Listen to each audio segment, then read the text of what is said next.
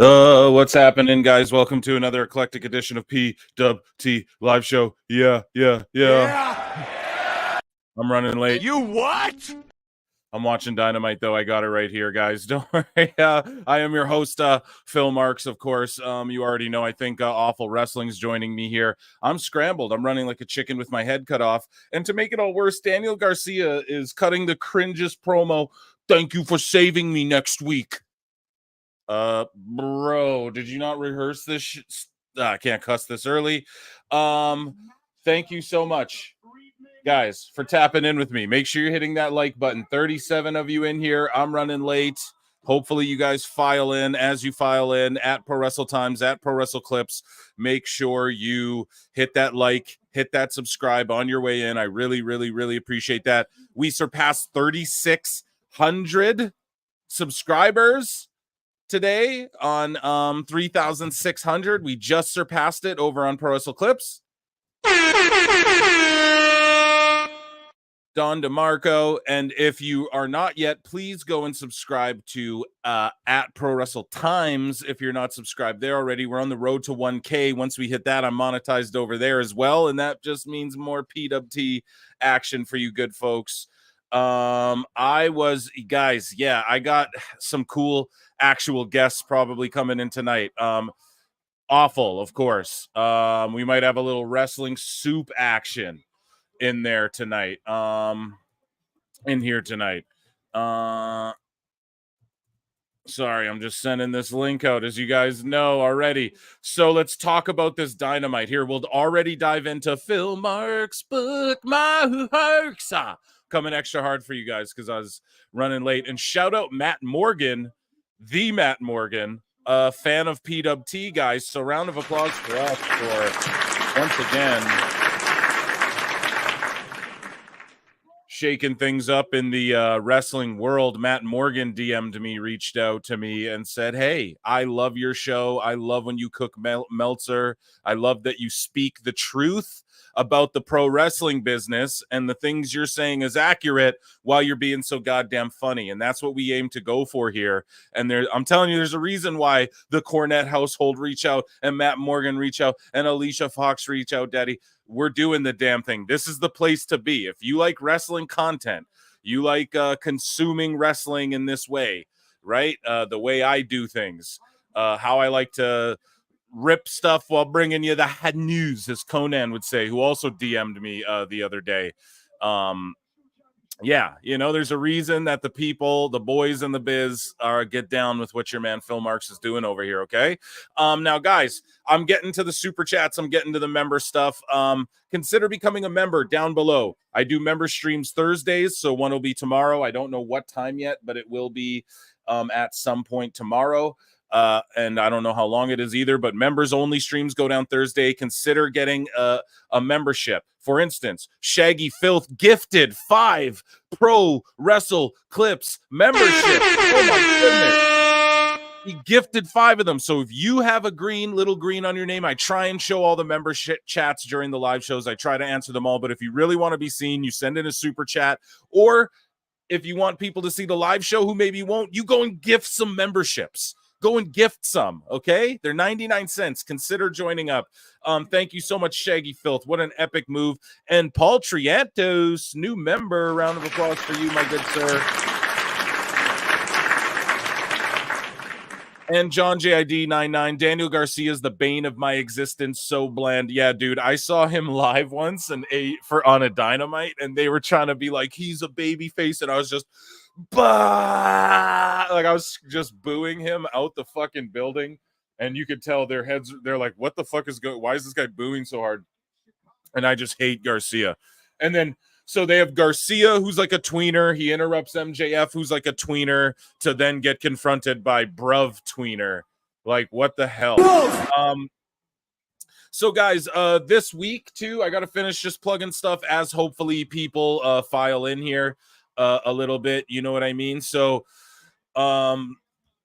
yeah, so I did a podcast with Mish from Wrestling Soup, pardon me. Make sure you guys go and check that out. It dropped, I think, this morning or yesterday. I think it dropped this morning, yeah. And it's me and Mish from Wrestling Soup, and he might pop in here tonight. Actually, a little spoiler. Maybe he does, maybe he doesn't. We'll see. But make sure you check that out. Just a great discussion. Us just like really, I just hit record and we just freestyled it. Because me and Mish could just talk for hours and hours and hours. And we make fun of Dave, and one of the funniest, one of the funniest Meltzer moment of the weeks. I think it came out this morning if you want to catch the clip, but if not, go and check out the podcast I did with Wrestling Soup. And then today I also recorded an episode that should be out tomorrow or the next day with Crossman Wrestling of the UK. I don't know if you guys know who that is, but he's the dude that he gets attacked a lot for his wrestling opinions, and we had a really great conversation. Just we were both very hesitant. At first we didn't know what to expect. Like, he was nervous and anxious. He didn't know. I don't know if he thought I was going to do like a gotcha or what, but I know that he's hesitant when people reach out for him to come on a podcast or whatever. Not that many people have, but he surpassed 1,000 subs, and I think it's important, to lend that hand to us, to those below us, as far as like content creators, and he's from the UK. So if you're into Crossman Wrestling, he's pissed some people off. He put a tweet out there about Billy Starks that pissed a lot of people. Whatever, I ask him about that all. No back down. Great conversation, and it's good to get his UK perspective going into like the All in Wembley show that's not selling as well, which I'm sure we'll cover, and all of that. Damn, we got some more. New member Michael Driard became a YouTube member. Thank you so much. And Savage Wrestling Podcast for $2 says, "Hey Phil, yeah, can't wait to hear the Dave flute, man. You've come to the right place. If you like to play flutes and you like to make fun of Dave Meltzer, you've come to the right place." So I am just sniggity snapping as I do this intro. 82 of you in here. Make sure you run those likes up. I think we're good and introed and plugged up. And shout out Matt Morgan, who's more than likely listening in tonight, which is awesome. And then Stacy Cornett, anyone else who might be listening in. 23 likes, 82 of you watching. Let's run those up to at least 50, 60, 69. I know Chad always likes to go, let's get to 69. So we can pull a Post Malone here tonight if you guys want. So let's start talking about Dynamite here, guys. So we're in Phil Mark's bookmarks. I got the Dynamite card. We saw that introductory promo situation. I like they set it off with MJF, but then Garcia comes out and they're like, "Oh yeah, we're all in Buffalo, New York, so let's both be hometown guys. Well, let's try and fight, but get over why Garcia is blah blah blah." Yeah, Jonesy 69, dude. See, dude, the ladies are gonna ask for 69 likes. Get it up to 69. All right, let's do it. Last has peak Moxley impression. Yeah, my Moxley impression used to be a Scooby-Doo wah wah. I'm a cool jazz guy. Yeah, everything's violent and cool. And then at Wembley last year, he literally showed up in like a jazz band jacket with matching shades with Claudio and everything, dude. But yeah, last has the best one. Me and Mish were doing a funny one, making fun of his that bloody promo he cut in New Japan recently, where he's like, wrestling, the greatest, the most hardcore. So yeah, Mox is a goober. And so MJF comes out in this promo. He just fucking buries his own opponent at Forbidden Door. Yeah, I'm wrestling a cosplay superhero guy. And then they parade Garcia out there. No one gives a shit. Oh, some hometown guys. It's always just like, we got to take Garcia serious. Like, Tony Khan's never gonna get it through his fucking head. Like, after the world's worst ratings for Dynamite last week, he's gonna open the show with MJF solid, and then instead of Bruv coming out, no, it's MJF, and then Garcia comes and sucks the wind out of that, and then Bruv shows up and sucks the wind out of the sails of Garcia and fucking MJF or whatever, all because why? They're in Buffalo, so we got to let the hometown guy do the do his hometown stuff. Fucking garbage so far. I'm swearing we're only 11 minutes into the stream. I tried to breeze through that intro, but yeah, so that's what we missed. A whole lot of nothing. Let's take a look at this card, guys. Here, I gotta sip some Java.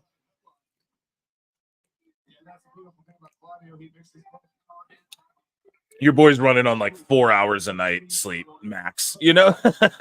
Just content, work.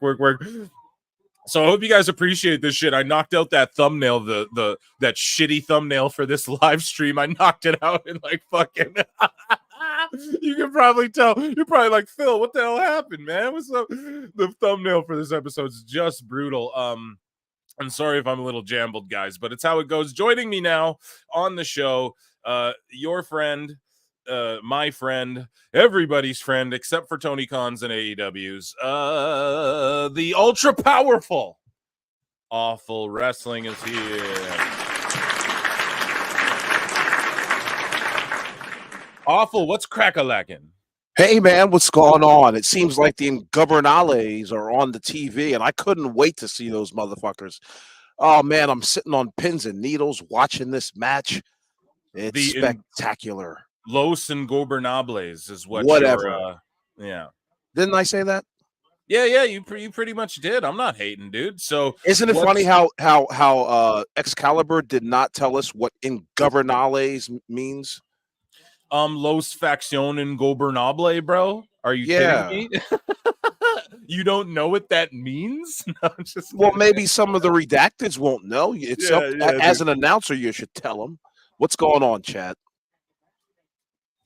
What's going on, Phil? How you doing, buddy? Oh, you know, man, just watching Dynamite. A little scrambly. I was late today, dude. Usually that doesn't happen. Usually I'm on you know, I'm not on this bad of CPT, but tonight you know about a CPT. Okay, I got you. Yeah, but tonight it is what it is. So did you catch this opening segment for this Dynamite here with Ospreay and MJF and Daniel Gar fucking Sia? Did you catch it? Nope. What happened? Nope. What happened was MJF kicks off the show. I believe they're in Buffalo, New York. Yes, they are. He comes out and he starts cutting a promo, and then Daniel Garcia comes out, completely bumblefucks through his shitty promo, and he's like, "Oh, Max, thank you for saving me next week." And then the crowd's just quiet, like, does this guy even know what he's talking about? Right. And then Ospreay, bruv, interrupts them both. So they're all shitty face heel hybrid pieces of trash, in my opinion. Like, none of this shit works. Define clear heels and baby faces. It'll work way better. And then what does Tony do? Here's Naito, Takagi, and someone from CMLL versus the Bumbleclot Club. So that's gonna bounce back to the ratings, dude. That's gonna bounce back from that fucking horrific rating they did last week. Sorry, Awful. What were you saying? The Blackpool carpet cleaners. Yeah, the Bumbleclot. Savage Wrestling Podcast for $5. Thank you, bruv. Says, not to make this a sad show, but Phil, you know, but the update on my grandma, she did pass away last Monday morning. She now resting easy with my grandpa. Yes, and you've been keeping us updated on that, and we sent all the good energies and everyone, all the good energies to Savage Wrestling Podcast. And Savage, I'm glad to see you in the chat and enjoying yourself. I can tell you're a little more vibrant in there, and I know it was a sad time, but times are darkest. The night is darkest before the dawn, my friend. Okay. Now that might be a cheesy ass quote that I heard from Britney Spears when I was like 9 years old or whatever, but it's the truth. And I can tell you're a little more vibrant and vivacious just in the chat on X, all that stuff. So round of applause, all of the good energy towards Savage Wrestling Podcast and his family right now. Also, thank you so much for that and for being here with us, buddy. That means a lot. Yeah. And speaking of like, Sika passed away. Awful. Your thoughts on that? I talked about it with Crossman Wrestling. It's going to come out tomorrow morning, but really it was today, time cop. But awful, you know, Sika, Anoa'i passed away. Roman Reigns' father's. Our deepest condolences here. And awful. Do you have any like wild Samoan memories or anything like that? I do actually. Think about it, folks. Sika is one half, along with Afa. He's one half of the biggest dynasty, professional wrestling dynasty in the world. Can you believe that? Like, there's the McMahons aren't it. The Anoa'i family is the top dog as far as the influence in professional wrestling. They're the top influence in professional wrestling. The first time I saw Sika was when he returned to the WWF in 1986, Phil. Damn. And he did a few vignettes with a dude named King Iakea, a gigantic, bald, ugly-looking Samoan guy, it looks like, or Polynesian gentleman. And it was awesome. They were in the jungle, and he's eating the head of a fish. And the whole time I'm thinking to myself, like, is this fish cooked? Or is it raw? But it's it was raw. Awesome. Yeah, it's raw. Put it back in the oven. But yeah, Sika Switch it off now. He was awesome. You know, old school mentality, you know, old school look. He had the Mertz trunks that go all the way up to the belly button. He was just he was a sight to behold, ladies and gentlemen. He was one of the best wild men in professional wrestling. My condolences to Sika. Yeah, me as well, man. I love the wild. They used to scare the shit out of me when I was young, dude. They scared the life out of me. Guys, 124 of you watching. Let's get those likes up to a hundo. I'm going to bug. We're at 41 or at least 69. Then we'll go from there, okay? Jimmy B for $5 says, thanks, buddy. Let's give a round of applause for that. Jimmy B says, I want to see the Blackpool Carpet Eaters debut, if you know what I'm saying. Yeah, Mina Shirakawa. So the biggest draw in the ratings, in their horrific ratings last week for Dynamite, it was, in fact, Mina and Toni Storm and them doing the HLA. And we talk about it here on the live, like we call it Thirstcast, man. Those ladies come out and we just stop what we're doing and enjoy it. And yeah, I mean, if it doesn't show you that sexiness has a place in wrestling, and a lot of people like to go, oh, if WWE did this, everyone would be mad and shit. But I wouldn't, you know, I love the sexiness in pro wrestling. I think it needs to be there. I think we need more of it. Is this a good storyline with Mina and Mariah May and Tony? I mean, maybe. I'm not really paying attention to it. It's kind of dumb that Anna Jay's randomly teaming with Harley Cameron and Saraya, people who've beefed her out in the past. But that being said, yeah, I'm here for the HLA. I mean, don't text my texts about it, but I did let them know that I am a fan, pal. But yeah, dude, I can't wait for it. The Blackpool Carpet Eaters. I like that. Oh, man. What about you? What are you looking forward to on this Dynamite? We got in our main event, we got Ospreay and Strickland, but how will they coexist? Oh, taking on Gates of Agony. Then we have an Owen Hart tournament final or quarterfinal, Ray Phoenix, Jay White. Then we got the Bumbleclot Club right now. They're taking on LIJ. And then we've got another 6-woman tag in a trios match. So the one we were just talking about with the Blackpool Carpet Eaters. And then we got O'Reilly versus Zack Sabre Jr., which, like, cool, dude.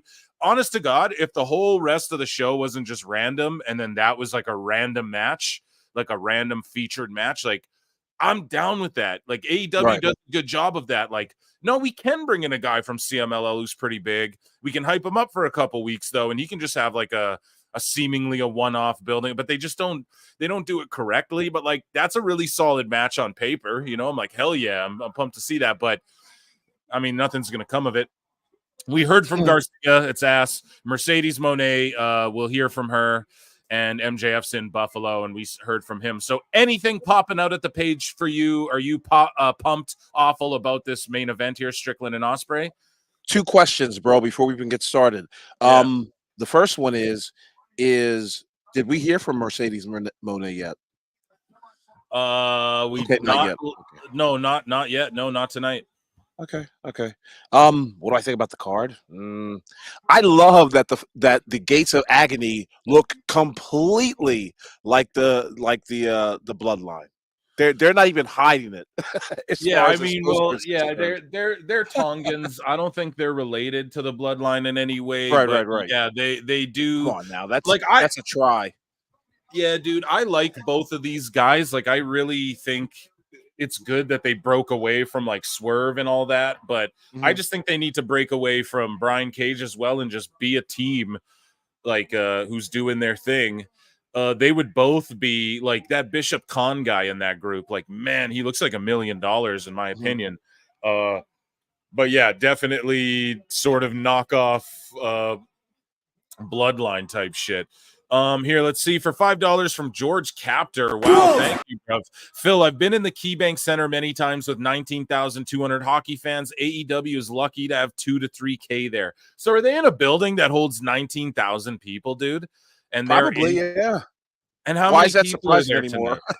Yeah, I'm not that shocked, but it's just so stupid. But like, what's the attendance tonight? Do you guys know? Probably 2 to 3K. You're right. So, gee, you know, I was talking about it with Crossman. I'm talking about it with Mish, who might join us here tonight. I talk about it with everybody, man. It's like, you know, if AEW just ran a smaller building and lit the crowd up, and then the production would look better because they could film the show properly, and then everything would look vibrant and fun and cool. Like, look at NXT. There's not a lot of people in there, but it's lit vibrantly, and it's the one thing everyone can agree on. Like, whether you want AEW to go under and tank, whether you want it to succeed, whether you're a hater, whether you're indifferent, we all agree, like, Tony Khan, run smaller buildings and light that shit up so you can film a TV show properly. No one's judging you. Smaller guys. Why not just book smaller arenas? Dude, and no one's going to judge them for running smaller buildings. Like when UFC does a fight night out of a smaller building, no one's fucking judging them because the production and everything makes it feel like it's a big event regardless. You know, so it's just, yeah, it's the one and thing. At least you'll have a 360-degree angle on your arena instead of just a 90-degree one. I love how they try to hide the hard cam side of this arena. It's so hilarious. Like, you think it's almost like a trick. Like, yeah, are we gonna get to see the hard cam side? Fuck no. These guys are the professionals in the business. Yeah, man. Who was this guy? Who is this guy? I see Jonesy84 in the chat. And like, Jonesy, thank you for trying to watch this with us. I know it's tough, but like, this is what I mean. This is why these fucking accounts, Who is this guy, Phil? Well, we got Tetsuya Naito coming out, and he's just brawling Moxley because why not? Because they're fighting for the belt. So they're fighting at Forbidden Door. So Naito's like super over in Japan. You know, he's like their Okada now that Okada's not there. And he's fucking awesome, man. Honestly, his whole stick and everything's great. He's a great in-ring talent, but again, everyone's going, who the fuck is this guy? I don't watch New Japan much. Yeah, exactly. I'm such a mark that I can tell you guys. But yeah, he's in this LIJ faction. So if you guys believe it or not, there's a faction that spans between Mexico and Japan called Los Facción Ingobernable and Los Facción Ingobernable de Japón is like their Japanese, right? And Naito's like the leader of the Japanese chapter of this faction. Okay, so I know is this the Japanese? Is this the Japanese ungovernables? Is that what it is? Yeah. So the people in the ring, like that the team facing the Bumbaclaw Club is LFI, like one guy from Mexico. Elbows he's hitting on Wheeler Yuta. Unbelievable. Well, that might be in a video tomorrow. Yeah, so that's Shingo Takagi right there as well. Gotcha. So these are they're just trying to build up the Forbidden Door concept, and it's really not it is not working. Yes. And guys, run those likes up. Okay, I want to see 100 likes because Awful wants to go off on something. He was telling me before there's on a few things. He wants to go off on a few things. Do you guys want to hear Awful go off? Hey, do you guys want to hear him go bad? Still going bad on him anyway. Saw you last night. I know John JID loves that shit. Hit those likes. Let's get to 100 likes. There's 46 likes, 152 of you watching. Let's run those likes up, guys. And then Awful's going to snap about some shit. And I'm going to be right there with him because I got some words for Dave. So you guys want some flutes? Run those likes up. We got super chats. Paul Triantos for $5. We're gonna be a Conan. Why do people believe Shane McMahon will be a benefit to AEW? So Paul Triantos, I want Awful's opinion on this because if you guys listen to the last couple podcasts I've done with Crossman that's coming out and Mish and then like the live shows, and then on the members only show I brought up how Conrad Thompson said, oh, come on now, Shane McMahon might be a valuable addition to AEW, and a healthy AEW is good for the entire industry, Eric. So I've been covering this all the time and asking everybody's opinion. Like, why do the fans think that all of a sudden Shane McMahon's going to come in and save the company?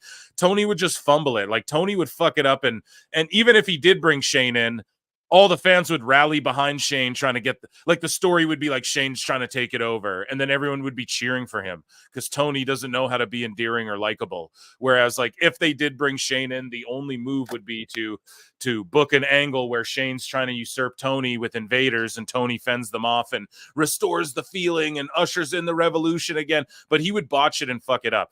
Awful. Your thoughts on Shane McMahon and AEW? Like, what do you think about all that? And now you're seeing the fans try and make believe they like this guy, the sickos. Your thoughts?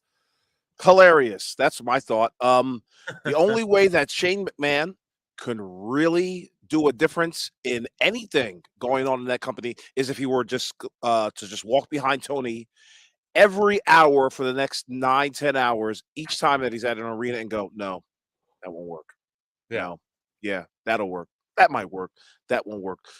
That will work. Nah, that sucks. Get it out of here. Other than that, I mean, he'll just I've seen a lot of people say, oh, Shane will pop a rating, and he will, especially if you promote it correctly. He'll definitely pop a rating. If you try to do one of them surprises like, oh my God, Shane McMahon's here, despite the fact that you hate the McMahons, you thought they were the Weinsteins of professional goddamn wrestling. Yep. Like, come on now.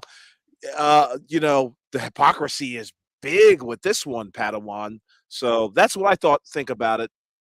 Unless he's going to give Shane McMahon the book and Shane never show his face on camera, please keep that in mind, then it could work. Other than that, yeah. Oh, come on now, Awful. That's not very fair. You know, Shane McMahon, Shane O'Mac has a great marketable feed. People know him from television. And come on now, Awful. You chat me up about AEW Underground. That's what Tony would do. We have an underground style Shane McMahon will host it. Right. Jesus. Do you think Shane McMahon would even be interested in trying to do something like that? I mean, apparently he reached out. Well, hey now, Eric. Who said that? Stop right there, bro. Oh, well, hold on, Conrad Thompson. Well, let me chat you up. Let me tell you. That's not very fair. Awful to bury me like that. Conrad Thompson said it. Actually, mutual friends of ours, JR, said I told it to JR and Grillin' JR, and JR was like, by God, that kid's got real great potential. And by God, Shane McMahon could really make a difference in AEW. Sorry, dude. Yeah, Conrad Thompson claims that Shane reached out to people.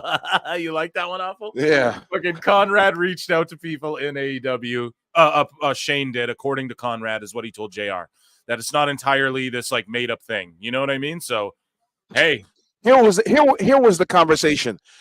Hey, JR, you going to Nobu? Yeah, I'm going to Nobu. I'm going to Nobu too. Guess who's going to be there? Tony Khan's going to be there. Oh, that's great. Cool. Who's he? And that's the end of that. Shout out Neckbeards, by the way. But ultimately, Shane McMahon would, if he was given a position of power or authority, maybe he might change things around. But you guys already know what I say. It's all too late. Yep, exactly. They could bring Vince McMahon in, and it wouldn't make a goddamn difference, to be honest. I got another super chat here. Andre Adams for $5. Oh, my goodness. AEW has made me hate all of my favorite New Japan performers. Well, that's not a good thing, dude. That seems to be what has happened, though. You know, a lot of people have soured on New Japan because of this relationship. And as Kevin Kelly told Eric Bischoff on the interview they did there on Wise Choices or 83 Weeks, whichever one, he said that, you know, when they took Okada away, that sort of like ripped the soul out of New Japan, if you will. I don't know. I like Naito, but again, he's a guy where, like, you know, him and Takagi, like, they're getting older and stuff, and like their bodies, like, it's a lot of damage, and like they can't. I don't think they're the guys. Like, I don't want to say Naito's a draw because the houses and shit in New Japan are down and everything. I think they're starting to turn it around now. But it's just upsetting. It's just upsetting that I don't know. New Japan working with WWE would be way better, but then people will just go, Phil, you just want WWE to monopolize everything right now. But I don't know, man. The way, well, let's talk about it. Let's dive a little into Phil Mark's bookmarks, and thank you so much for the super chat. I want your thoughts on this, Awful. So WWE trademarked, what is the term here? I got it saved. They trademarked, it's called WWE Independent or something.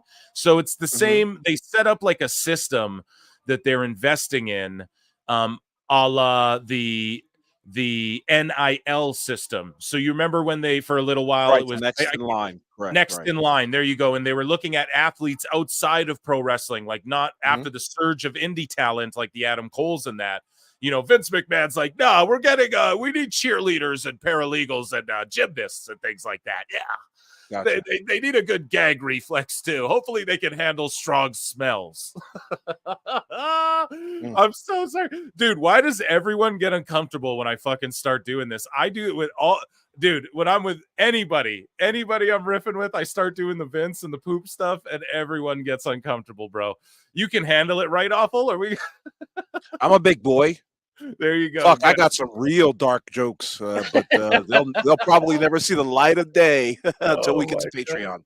Yeah, Patreon and Rumble, folks. Pro Wrestle Times is in fact on Rumble, just as a failsafe. You know what I mean? Right. Oh my God. Yeah, failsafe. I know about those. But yeah, WWE applies to trademark WWE Independent Development. So they're going to start developing indie talents. What does this mean, Phil? Well, I think this means sort of what they're doing with Jordynne Grace. Hey, we're going to develop you while you work for this other company and do your thing. And instead of just coming straight to NXT, there's value in you playing like a kayfabe free agent role, but we'll put you on retainer so you don't go to AEW, but we'll also give you access to our PC. So we're not just investing in, we're not just giving joy. Because here's the rumor. You guys ready? I'm going to X-Files it. Jordynne Grace is like contracted to WWE right now in this independent development, one of these deals, like she's like on the forefront of that as far as like the first person, I think, to sign one of the, I don't know what they call it. I don't have any backstage stoogery, right? But I'm just telling y'all that that's WWE ID. Hey, you get your WWE ID, bro. The black helicopter. They're trying to ID everybody, Phil. Yeah. You can't go in. You can't fly without a WWE ID. But oh my God, the Rumble cast every time with Awful. Okay. All I'm saying though is that they give Jordynne Grace some money.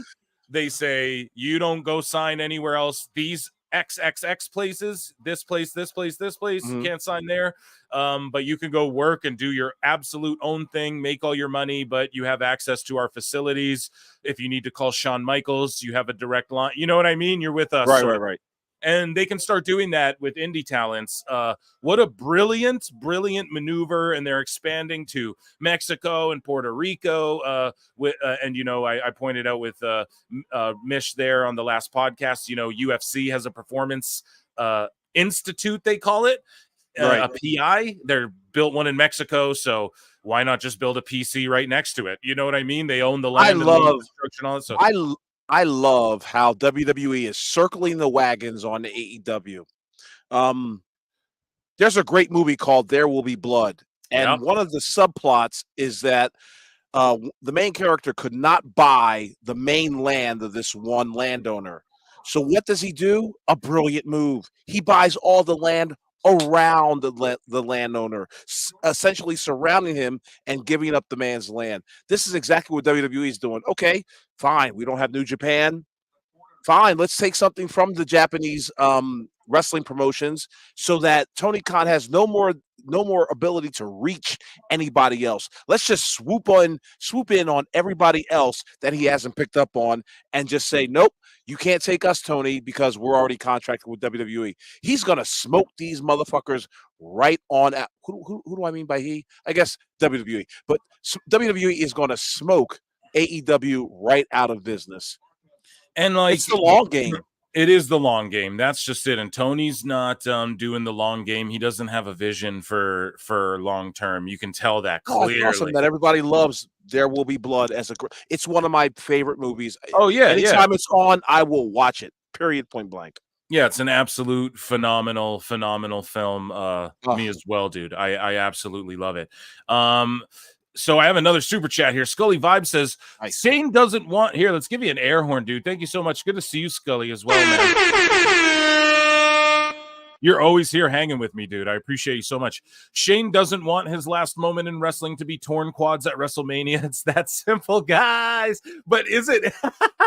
Yeah, it is that simple. But you know what's also going to happen? You know what's also simple? A phone call from Triple H, a phone call from Stephanie, a phone call from Bruce. You know what I mean? Like it's just that easy. So what do you think? Shane McMahon is going to go to AEW to spite them because of this particular example? Yeah, because of Triple H. And here's the thing, too. Do y'all remember when Shane McMahon's son was being interviewed by that, there's a special needs gentleman. I forget his name. He interviews wrestlers and whatnot, and shout him out. I forget his channel name. Damn it, I would have plugged it. But he was interviewing Shane McMahon's son, I want to say a year ago, maybe even further back. And Shane McMahon's kid... doesn't typically go and do wrestling podcasts, but this particular gentleman requested it. So, of course, you're going to do it. And so Shane McMahon's son does this interview where it's more wrestling focused, and he's a young gent, and they ask him, are you familiar with AEW? And he's literally like, no, I don't watch that crap. Like the way he answers it like a Connecticut snob, but he's like, fucking, no, I don't watch that crap, so I just don't think what's a ringing endorsement, by the way. Right. And it's like, so Shane's going to show up there. You think his kid talks that way about it? And he's like, yeah, let me show up there and stick it to my sister because I didn't get control of the company. You know what I mean? I just think that's a little far-fetched, and I just think it's Conrad Thompson putting things out there. Oh, no, that's not fair, Phil. You can't just say I'm lying. But speaking of There Will Be Blood, might I interest you in insurance on all the land you're purchasing? Yeah, really. Okay. But yeah, I'm definitely excited for that. And also, though, let's talk about this. Is it monopolizing? If Vince was doing this, I would be worried. But I truly think Triple H has the vision of develop these young, because I've said it time and time again. I've said it ad nauseum.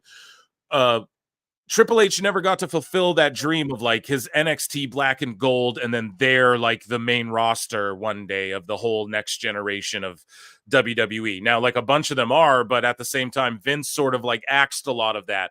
So Triple H has the vision of develop the talent, get them to the main roster, showcase what they can do. Even I was a little skeptical about even Braun Breaker, but I think Triple H has been booking him fantastically. And you see that with Gable and these certain guys who get pushes that Vince Triple H has invested a lot in over the years. And so I'm not hesitant if WWE's trying to expand, and I like that they're not going after all of the big companies other than TNA, but they're clearly just working well with them. And I like that because if you think about it, ROH is moot, but it is AEW and ROH sort of versus WWE TNA right now. And I like that they're not going let's do New Japan. They're no, we'll do everything around it, because it also elevates all of these other smaller things, puts eyeballs on what they're doing. And also there's less eyeballs on what they're doing compared to New Japan. If they did just work with New Japan, and I know they don't give a fuck, but everyone would be like, oh, you're monopolizing. But at the same time, when you're developing talent, not everybody should be seen before they're on the fucking main roster. I'm a big proponent of dude, NXT, if that's truly developmental, which you see it's not really because they weave main roster people in there. It's like a C show, if you will. It is developmental, but it's still it's sort of it's a step above, though. You know what I mean? It is a step above. It's not quite like a SmackDown, but it is they're still developing talent, but there's a lot of main roster people and they're doing tremendous stuff on NXT. But my whole thing is That should, if it is truly developmental, it should be like OVW. Like it should be a regional, aired regionally. Like I don't want to see Batista before he's Batista on TV, sort of thing. You know what I mean? Like keep some secret to the sauce. You know, like Braun Strowman, they hid his ass. You know, they rolled him out there as like one of those rosebuds one time, and then eventually just the lights go out. He pops on the screen on Raw one night, and you're like, "Holy shit, who's this giant?" So, like, there's something to that, like keeping these wrestlers a little more secret. Now, it's impossible with the internet, but with them thinking like, "No, we'll work with All Japan." That to me, I go, okay, they're working with All Japan instead of New Japan, so not as much people are even watching that. So when they do develop a talent and they come here, it's still fresh. The problem with Kenny and shit is that by the time they got to TV, Kenny Omega and the Young Bucks and everything, and a lot of these guys in AEW, by the time they got to TV, they were overexposed from the internet. It's like, oh, we saw their best shit. Now what can they do on a TV pitching, like storyline wise? Like we already see them randomly in random matches on the internet that are awesome, but what they give us like on TV weekly, week to week, like we could already, that's what's so like everybody wants to go, oh, AEW, the best wrestling matches every week, the best wrestling. It's always the best wrestling. But if AEW didn't exist, all of these guys would still just be having awesome matches that we would all be talking about on the internet that you would just watch in isolation, which would be better for AEW if it was just spot shows that weren't on TV or matches you watch in isolation. Like if you isolate any one match, sure, it's athletically, you know, the no selling might piss you off, but like, you know, Jay White, like he's a solid guy. These guys, a lot of guys do put on great matches, you know, Roosh and MJF, like they did their goddamn thing. They put on great matches inside of a vacuum. It doesn't exactly. So it doesn't matter in the big context of whatever show they're on. Exactly. So when you bring it to TV, like we're going to do a TV show. Okay. Now what that requires is like not just great matches. If AEW went away, Will Ospreay would still be having great matches that Meltzer's given 7 stars. Swerve would be somewhere having fucking great matches. Jay White would be somewhere having great matches. But now that we're seeing like this be all put together by like a Schmark on television, you're starting to see like, okay, the storytelling's not there. Like what can Kenny Omega do with the stick and when he's in like a blood feud with his friend? And it's like kind of cringe us all out with his shitty promos. You know what I mean? Like that shit works in Japan when you can just put on a 60-minute match and then talk for 2 minutes all out of breath on the mic. You know, that shit works there, but it doesn't work. It doesn't work like in America and on TV and trying to be an episodic television show. They don't even have house shows. You're just a TV show. So you think the TV show, you think they would be like more WWE with WWE because they don't even run fucking house shows. You know what I mean? You think they would be trying to make the best TV show only. They should be Lucha Underground in this motherfucker. You know, they should be fucking being innovative and trying to just do like episodic TV more than anything because they don't even run house show loops or anything. So I don't know, man. I rant and rave and beat it up all the time, but yeah, I don't know. Awful. Your thoughts on me babbling there for a minute? Hold on, let me put down this newspaper. Listen, they've got a long way to go. AEW's got a long way to go.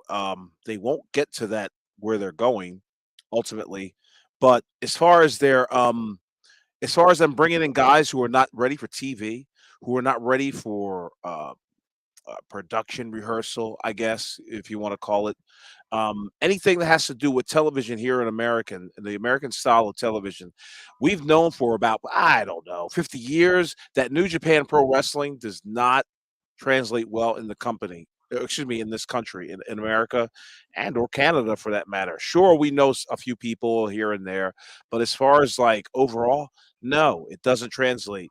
And that's the thing with our boy Dave Meltzer, is that he thought all this time that it would translate, despite, you know, reality proving him otherwise. New Japan needs to stay in Japan, guys. Yep. Sorry. And that's the bottom line, because Awful said so. What? Yeah. For real. We have some super chats, man. Adrian Pfeiffer, what is that, Awful? You're way smarter than me. You're way more ancient than I am. What is ZAR 70? What is that? Where are we at? Oh, that is. Ooh. I'm not sure. We got to Google that. ZAR currency. Oh, it's the land of which Andrew Zarian resides from. South African? I don't know. Zarian? South Africa in the house, I think. There you go. Let's go. Yeah, thank you so much. There could have been a really 83 cool... cents. There you... Hey, man, 83 cents, 83 weeks. It's all good my way. Yeah, so right. There could have been a really cool storyline to build the Forbidden Door, have New Japan invade AEW. Dude, yes, they could have. That's what they should have did with Ring of Honor. Play into all the talent poached by Tony and Moxley holding their title hostage. Exactly, dude. We've all fantasy Mark book here. I'll give you an X-Files, Adrian, for the truth is out there. But like, dude, exactly, man. They could have, the way they paraded Moxley out, they could have built a whole story around like Tony Khan's like, no, we're gonna send him in there to kill New Japan, and he's gonna take their belt and he's gonna bring it back here, and at Forbidden Door, like Tony should be, or somebody who's running it, the commissioner should be not hyped. Oh yeah, all the great matches. It should be like there's somebody who doesn't want Forbidden Door to go down because fuck New Japan or something. MJF shit on New Japan. No, he just buried his opponents and shit and buried the card and the idea of it. It didn't get anybody over doing that. So yeah, I agree. What say you awful about this fantasy Mark booking here? That's, you know what, I I'm not the biggest fan of fantasy Mark booking. So I'm like, what? No.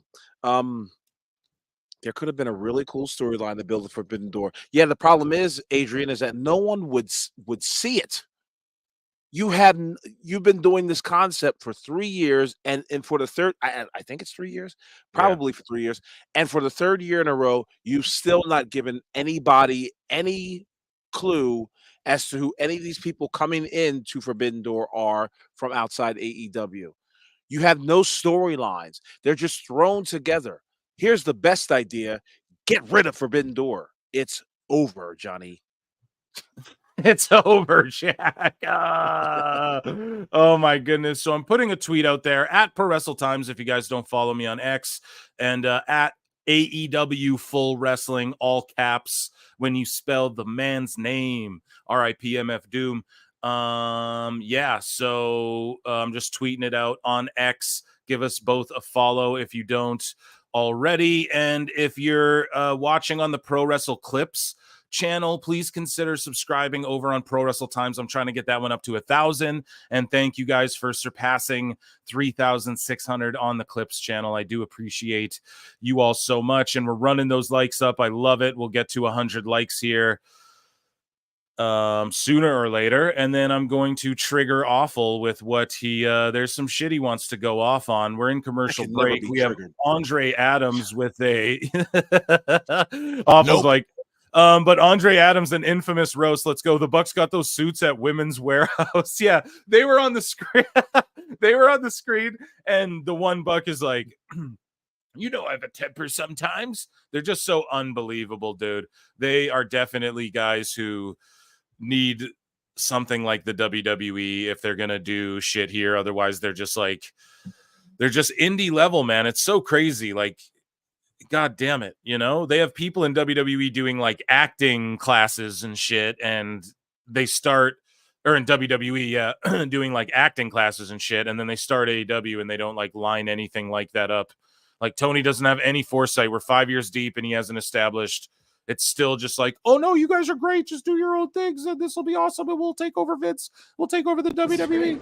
It's crazy madness. But yeah, dude, keep the fucking Bucks roast coming in. Thank you for that. And John JID 999, AEW is dead. I'm becoming more jaded, like awful. I don't know. That's what Tony wanted. The sickos. Yeah, we do it for the sickos. Yeah, I don't know. It's not so much a jadedness. It's just that I've seen so much. I mean, I'm in the 40-year realm as far as watching wrestling. So I've seen all these types of these energies come and go as far as these promotions. And come on, anybody who's seen wrestling for more than 20 years can see AEW coming and going a mile away. Yep. Max Caster's in the ring, guys. Yeah, your Everybody boy. loves the Acclaimed. Yeah, my boy. And they want a tag team title shot. So let's listen to what they have to say for a minute here. Yeah, turn it up. I will. Here, let me turn it up for you good folks. Executive Vice President that you are, and we proved calling out the EVPs. You can't run the TV production, you can't run the company right, and you can't run from a Max Caster's looking real jackied here. He's taken his body more seriously as well, which is a good thing. His partner's always Anthony Bowens is always jacked up, and I like that they're calling out the Bucks here and working the work shoot brother. And they're like, you guys suck at doing production, you suck at running the company. But unfortunately, it's just too little, too late. Like it's too cheesy, and they just veered off of like. The whole attack on Tony Khan, like, really, what was the payoff? What came of that? Like, Tony didn't assemble. He just came out with Darby Allin in a van. He didn't, like, assemble fucking... You know what I mean? He didn't, like, assemble the Avengers to take out these elite guys who... You know what I mean? So, awful, like... Was it worth it to air the CM Punk stuff and have Tony Khan get pile-driven? And was all of that worth it? No. I mean... Everybody knows that it's a no. I've got nothing more to add to that. Okay, these guys are Tony Khan doesn't know what he's doing, and I'm just getting started, my friend. So awful. Do you like video games in your old man age, or is it just you enjoy just shaking fists at clouds and? Oh, come on, guys! I'm just fucking with you, dude. No, it's okay. It's all right. I kind of wish Phil would go a little harder in the paint as far as making fun of me. I will, bro. That way I can go harder in the paint as far as hitting your ass. But as far as I haven't played a video game since probably 2020, 2019. And that was Call of Duty, and I was a fucking wizard at that. Okay. Well, I picked up WWE 2K24. I'm thinking of doing a giveaway as well, so someone, one of the good listeners, can play with me and stuff. So I might do that. I'll give away a 40-year WrestleMania one, but no official announcement on that yet, guys. But they dropped a new, so I'm into this because I've been playing it here and there. When I have a few extra, if I got an extra half hour, I'm having a blast. It's truly a tremendous wrestling game, and they dropped a new locker code for Money in the Bank to unlock some shit with Bailey and Austin Theory. So if you guys are gamers, man, there you go. Hit that up. Locker room code is Money in the Bank briefcase. I know I'm going to use that. And there you go. Phil the shilling some WWE stuff that I enjoy. We got Okada out here. Awful. Do you want to talk about Okada and Billy Gunn, or do you want to get into OJ Simpson and Vince Russo? I know those are two weird. You what? Yeah, do I have a choice? Two very weird combinations of people here. Okada and Billy Gunn, or the Juice and Roos. So former WWE writer, WCW magazine editor Kevin Eck was on the Lapsed Fan podcast. So is this part of what no, this isn't who you wanted to go off on, was it? Because you wanted to go off. No. I can go off on several things, but okay. I know that there was one though that you were particularly like. You sent me. You're like, I need to talk about this. So, anyways, though, former WWE writer, WCW magazine editor Kevin Eck was on the Lapsed Fan podcast. He shared some crazy WCW stories, including one where he talks about being in the room when Vince Russo pitched the idea to pay OJ Simpson to take a lie detector test on live TV, dude. Like, Jesus Christ. See, and I was around during that time. Yeah. And if those people don't know, OJ Simpson, the case, the trial, the verdict, the aftermath was gigantic news back then. So it doesn't surprise me that Vince Russo wanted to capitalize on that and trying to pay OJ Simpson. Now, see, I think he would have done better trying to just pay OJ Simpson just to show up at a Nitro. Don't do the extra shit like, take a lie detector test. Come on now. What are you doing? You're almost kind of like, it's almost like one of those things where it's just like you've got the guy right in your palm of your hand, and then you say some dumb shit like that, and he's just like, no, I'm passing. But if you would have been like, OJ, at the 9 o'clock hour, you're going to come out and you're going to, I don't know, you're going to just show up when Kevin Nash is fucking talking or Hulk Hogan is talking. That's something that people would have been interested in. but to take a bridge too far with the $1 million to take a lie detector test. That's my thought. You guys want my fantasy mark booking? You have OJ sit in the crowd, and then he gets involved in the main event somehow where he like bludgeons someone from behind, costing them the match. Mm-hmm. And then after he hits the person, and then like the action goes back inside the ring, he's wearing 2 leather gloves and he takes them off and then he like pitches them somewhere. See, boom. This Phil, you got to understand, bro. If you're trying to get OJ Simpson, the last thing you want to talk about is the trial, or even bring up or allude to anything. See, this is where wrestling fans and people who are in, I guess, in that industry, it's just like, bro, you were so close. We could have had OJ Simpson, and then you had to bring up the gloves. Come on, motherfucker. But yeah, that's me. I'd have been like, yeah, pay him $1 million just to show up. That's it, just to be there. Man. So you would have went through with it, you sick bastard. Yeah. No. I would have went through with paying him to show up and then pop a rating. Now, of course, fuck it. Yeah, I would have paid him. Damn, you're bloody crazy. No, yeah, we're just all fantasy. This is all jokes, guys. We're not. Nope, this isn't real. Yeah. Really. So what else do I got here in these bookmarks? Before I got some Lucy's. I call them Lucy's when they don't really tie to the bigger picture. You know what I mean? 75 cents or $1. What So yeah, there's a Ricky Starks story. We're gonna get into that. Obviously. We got Dave.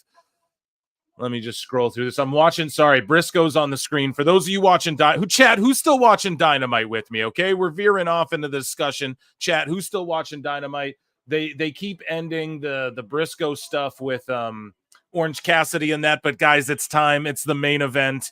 It's Toni Storm, Mariah May, and Mina Shirakawa, and all of that. So let's let's watch. Boy, her act got old quick, didn't it? I didn't think Toni Storm one. Yeah, I didn't think it was going to stale out this quickly. You know. Do you think it's still? You still think it's got legs, Phil? The Toni Storm thing, yeah, dude. I really do. I think it's a good act, and I think I don't know. I enjoy it, but she needs to take that level up. Yeah, she needs to level it up or take that shit to WWE where they can actually like. Fulfill what it like. Yes, making her gray in the pictures and all that. That's great stuff. I like that. I love this whole gimmick she's doing. People who compare it to other things, I think. Oh, look, she's facing Asuka. Like, what's going on? Why? That's the other thing about these Japanese girls. They all dress alike. Like, let's just pick everything we have from the Goodwill closet, put it on ourselves, and call ourselves main event talent. Oh, come on now, Awful. That's not very fair. Mina Shirakawa has a great look behind her. Okay. Yeah, they did their little Joshi stardom dance, their little pop idol girl Joshi dance there to the ring. How do you feel about that? Are you a fan of that? Sure. Yeah. I'm cool with just watching these ladies do whatever. But I truly think that Toni Storm needs to take the act to WWE and they'll really blow that up. Like imagine that timeless Toni Storm shit at like a WrestleMania. I think it would go over really well. But I'm okay with whatever they're doing here with Mariah May and Marina. Also, Harley Cameron is a dime. I don't care what anyone says. Saraya's a dime, and then Anna Jay is a dime to dime. So this is a dimey-dime match that's going to go far too long, but it's going to give them their best ratings. So, think so? I mean, it did on the last show. That's what Evil Dose told me. Like, I didn't. Again, I don't Blues Clues it, but I mean, I was looking at the ratings there with Dose, and I was like, I wonder what gave them their peak viewership, and he's like, I can tell you what it was. You know, it was Mina Shirakawa and the, so. I heard that you had Crossman on for. I did. I did that this morning. I had Crossman on. It's Crossman. I'm like Crossman or Crossman, and he's like it's Crossman. But yeah, I had him on. Controversial figure. No, some people might be triggered by it. We just had a cool discussion. You guys can tell it's not as jokey because I didn't know where he's coming from, and he didn't know where I was coming from. But we broke the ice, and it was he's gonna come back on another time, and he's a decent dude. I don't agree with him all the time on all of his opinions and stuff. We disagree. Shout out to Crossman because but I like that. Like yeah, you'll invite anybody on here, bro. If there was a homeless no, guy that's not at a true. YouTube That's channel, that's not true. That's not true. I'm very wary of it. Shout out Crossman. He's a good guy. Yeah, and he surpassed 1K subs, and like, dude, you got to shoot for those above you and lend a hand to those below you. You know what I mean, dude? I truly believe that. So, sorry, guys. So yeah, I don't know. Crossman he's grinding his way up, and for whatever reason he pisses. And this is what I appreciate about him. He sees it the way I see it. Now we get in. I don't want to stooge it all because the podcast is great, and I want you guys to check it out. So it'll be out, I think, tomorrow morning or the next day there. And it's still relevant. Don't worry. But the wave of like just hating on AEW, that shit ain't gonna last forever either. And what I appreciate from Crossman, he was telling me, he's like, I try not to make AEW content. He's like, and I don't care if I don't get the views for it because I just want to make sure I'm just, he's just trying to cultivate the people who really just he's trying to make his own lane. Yeah, and that's what I've been doing from day one. Like, and I still do it now. Go look today, guys. I dropped 3 clips.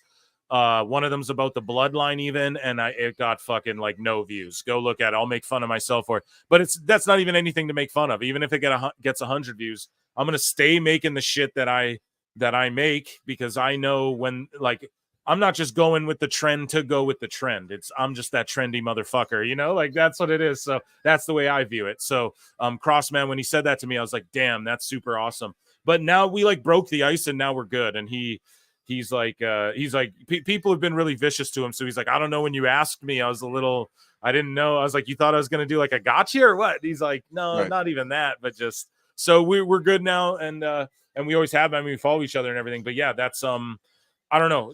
It was a great conversation. You guys definitely need to check that out. And yeah, shout him out, man. Check out his channel as well. If you guys like what I do, he does like a UK version sort of it. You know what I mean? Like, and he talked about the UK scene. I asked him like, what's with all you guys and fucking just loving Meltzer and like loving the fucking dirt sheets so much and just like the wrestle talks and what culture and cultaholic and all that. Like, what's up with all that?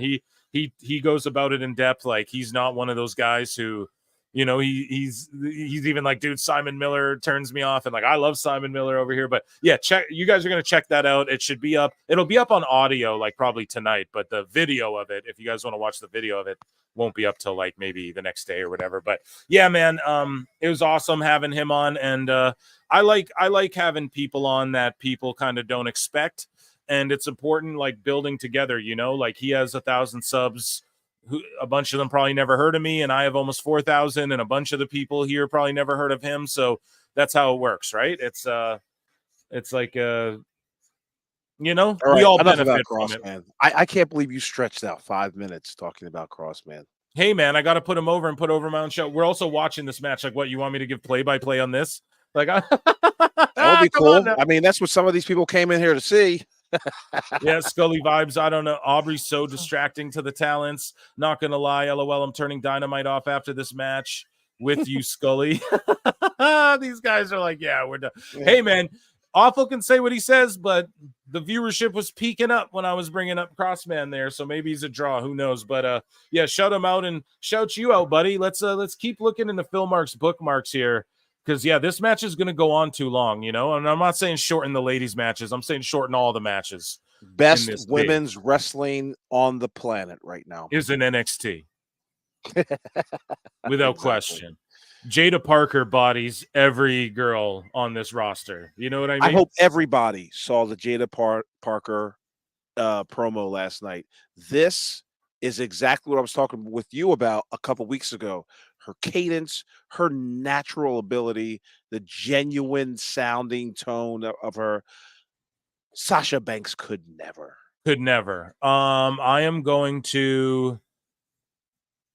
Here, we're going to play the promo. I'm not going to show it on the screen, but we're going to listen to it. And you need to see like her facials, her timing, the way it's so natural and real. And yeah, I just threw it in a Philmarks bookmarks here. We'll listen to the audio of it because WWE loves to Loves to fuck with my videos now. But shout you out, WWE. Love you, buds. So here we go. Jada Parker's promo from NXT. We'll scroll down and hopefully it No, it ain't gonna happen like that. It is not gonna happen like that. You're not kicking it back to Snitch and Booker. That camera stand right here on me. Meech, you have the audacity to blindside me after your boy snuck Bronco and Lucian? Okay, so how about next week you see me face to face, baby? Me and you in a street fight. Now get that damn camera. Like, that's how you ask for a street fight, dude. Let's hear it one more time. I watched it ain't gonna happen like that. I watched this like 17 times, dude. The Bucks could never ask for a street fight or anarchy in the whatever like this with this much believability and veracity and shit. Let's just one more time. No, it ain't gonna happen like that. It is not gonna happen like that. You're not kicking it back to Snitch and Booker. That camera stand right here on me. Meech, you have the audacity to blindside me after your boy snuck Bronco and Lucian? Okay, so how about next week you see me face to face, baby? Me and you in a street fight. Now get that damn camera. Like, that's how you do it, man. Short and sweet, and also there's no room for people to be like, what? You know what I mean, dude? She's not. It's not just a wrestling promo. She's just like, no, I'm gonna beat your ass, Michin. And then she calls Vic Joseph Snitch, Snitch and Booker. Yeah, this is how it's done in the hood. I mean, that's how it goes. She reminds me of my younger niece, actually. Aubrey said, "You can't do that." Nay, Aubrey is paid in oats and sugar cubes. Oh shit! Oh my god. Oh my god. That is someone's daughter, you animal. Oh my goodness. Oh, Andre, she's you a are big girl. Andre. Yeah. He's the Andre's the king roaster here, man. He's got the title. So, oh man, come on. We're not, and you can't teach that. I feel like HBK was like, hey Jada, go call out Michin. You have 30 seconds. That's what it is. That's what it is, bro. She has something. She has that flavor. She has that I don't know, just the direction. She looks of genuine. where NXT you know going. why? Because there's no weave. Well, there is a weave, but there's no multicolored hair. There's anything too crazy about her. She looks like one of the chicks that you'd see at a Friday night club, and that's how it's supposed to be done in professional wrestling. Guys, 79 likes. We're almost, there's 173 of you, 180, 190 of you watching. It's fluctuating. Please run those likes up to 100, and then I'll stop asking you. So I know there's a bunch of you watching right now who haven't hit like. Go and hit that like. Let's get to 100. Then I'll stop bugging. If you guys want to go above 100, cool. Yeah, but really. Hit the like button, you fat. Yeah, please. We got awful in this bitch. Yeah, dude, we have so we're gonna go over the Forbidden Door card as well, because this is the go home show. And guys, this weekend's live show will be on Sunday instead of right. It's not on Saturday, they do Sundays. Am I mistaken on that? Awful? You know, you're right in the book. Who? AEW? I think it's Sunday. Sunday, yeah. I'm gonna pull it up here. And we're going to preview it in a minute. After this show's done, we'll see what's up. And yeah, so the live show will be this Sunday, folks. And if you're not, guys, the Discord down below, maybe I'll throw it in the chat here. But the Discord, I want you guys to, it's in the description below. I want you guys to join that, because the members only show, we also sort of jump into the Discord quite a bit. And yeah, it's just a community where if you're not in there, you guys can hang out, chop it up with each other. A bunch of people who are in the chat here, if you guys love this chat, they're also in the Discord, and anyone can join. And I trust you guys won't be dicks. I'm in there. You can hang out with me more and just get quicker updates on everything like that. I don't know if that's the right link I want to get though. Yeah. Where's Denisha? Denisha, can you grab the link to the Discord in the description and post it in the chat, please? And thank you. I'd appreciate that. And shout out Denisha moderating here. Denisha, if you don't mind, please throw that Discord link in the chat. It's in the description below. I appreciate that a lot. But yeah, so we have Mercedes Mone. I want to hear this promo here. Let's please. You must still be salty after I kicked your ass and held both titles high above my head. You can hear that awful? Kinda. A little choppy. Because I told you, there's a price to pay when you mess with Mone. She said there's a price to pay when you mess with Mone. Oh, fuck no. Is she backstage? Yep. In a stage. And she's like right here.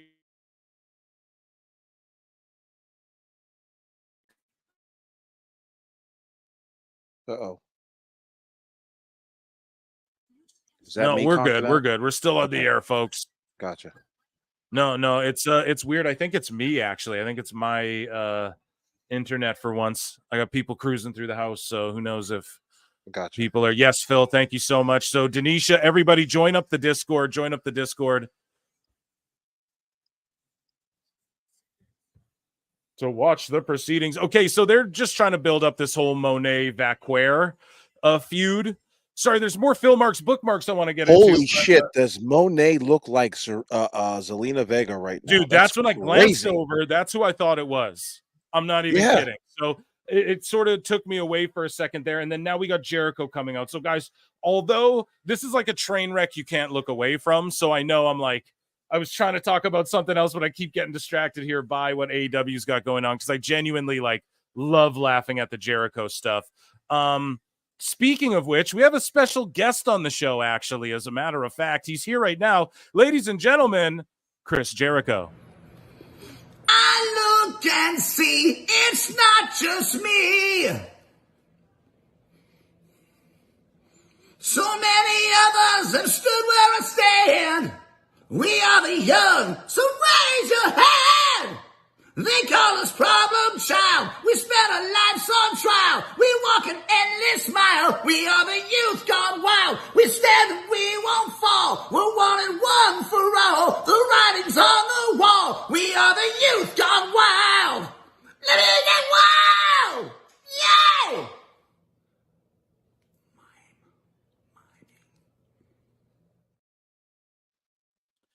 Oh, guys, that felt really good, didn't it? You guys with me? You all still with me? It's great. That's called the piss break right there. Oh yeah, dude. That's hey man, the PWT universe. What did I do to deserve that? Hey, you all love it. You all love it. And yeah, that's whenever Jericho hits the ring, folks, I might just play that, you know. If you're a member, that's what I used as the intro and the outro. I'm locking down music for that show, folks. But oh my god, Jonesy in the chat here. Jonesy 84. For $5, if I give you money, will you lose that damn Jericho clip? I'll see to it. I'll make sure that whatever new show we're having, that's not touching the screen. Maybe we could set like a number one night, and then you guys could convince me with a number. And if we reach like a goal, then maybe I'll gouge you guys to get that clip gone. But I don't know. I'll take your $5 and not play it for a while, though. Right now, I guess. And I love you so much, Jonesy. I appreciate you so much. You'd already know. But that's my all-time favorite clip, I think, maybe ever on the internet. So it's going to take a lot of enticing. We're going to have to set a goal, maybe work towards it, maybe a couple streams. And if we hit it, okay, I'll eliminate that clip. But I don't know for the time being. Phil, I've got Big Bill and Chris Jericho looking at me on the screen right now. I don't know if I'm too late or not, but who told them to wear earth tone colors? Like just the most. Oh, these guys don't even know how to dress like stars. Like you sound like me, awful with the fucking being an aesthetic mark. Dude, they're dressed like shitty 6th grade teachers, but they have their shirts open. Yeah, it's cringe. And then Brian Keith is just there, and I'm glad he's just like getting some camera time next to Jericho. I guess that's good. I like Brian Keith, but I don't know, man, this whole scenario. Well, let's talk about Ricky Starks. Let's listen to Jericho and Big Bill, and then let's talk about Big Bill and Ricky Starks because there's some news. Hold on. Okay, they're calling out their partner for the Forbidden Door. Let's see who it is. Okay, turn it up. It's Minoru Suzuki. Okay, so who cares? Jericho's teamed with him a bunch of times. Why is Jonathan Gresham dressed like an outlaw? Come on now, Andre. That's Brian Keith, dude. Oh my God. Why is Gresham dressed like an outlaw? Come on now. Oh my goodness. I'll happily be extorted to not hear Jericho sing. Okay, hey, if that's what you guys want, man, I deliver you guys what you guys want. You know what I mean? You know, that's my job. My job is just Brian please Keith the looks PWT young. universe. How old do you think Brian Keith is? Let's googly it. Brian Keith wrestler age. 32 years old, man. Yeah, he looks about that age. He's a month older than me. Wow. Almost to the day. So you fucking kids. What are we going to do with these kids? Yeah, who knows? Oh my goodness. Yeah, so Suzuki's on screen. I'll second that. Take an axe to the learning tree. Grant Campbell, you guys really don't want You what? Oh my goodness. Okay, we might do it, not this stream, but we'll set maybe a goal on a stream that I'll promote it to you guys so you know it's coming up. And if you guys want to, we will auction off getting rid of that Jericho clip from the show if you really want, or at least a certain time period. We'll time it out or something. But the youth's gone wild. Yeah, that's my favorite shit ever. Thank you, Greg Campbell, and good to see you here, man. You're always rocking with us too. Ever since you found the show, I appreciate that. Like every single time I'm seeing your name. Now we got Joe coming out to interrupt. Yeah, so it's going to be Joe and Hook against the learning tree, I guess, is what they're building to.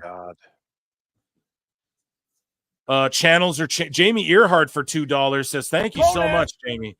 Channels are changing because of Jerislow. Yeah. I popped Mish really hard the other day when I was like, yo, AEW did their lowest ratings and I did one of my highest ratings ever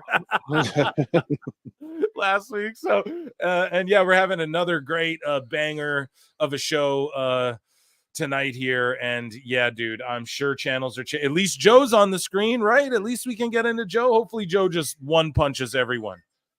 Probably not though. He'll probably go 50 minutes with Keith at Forbidden Door.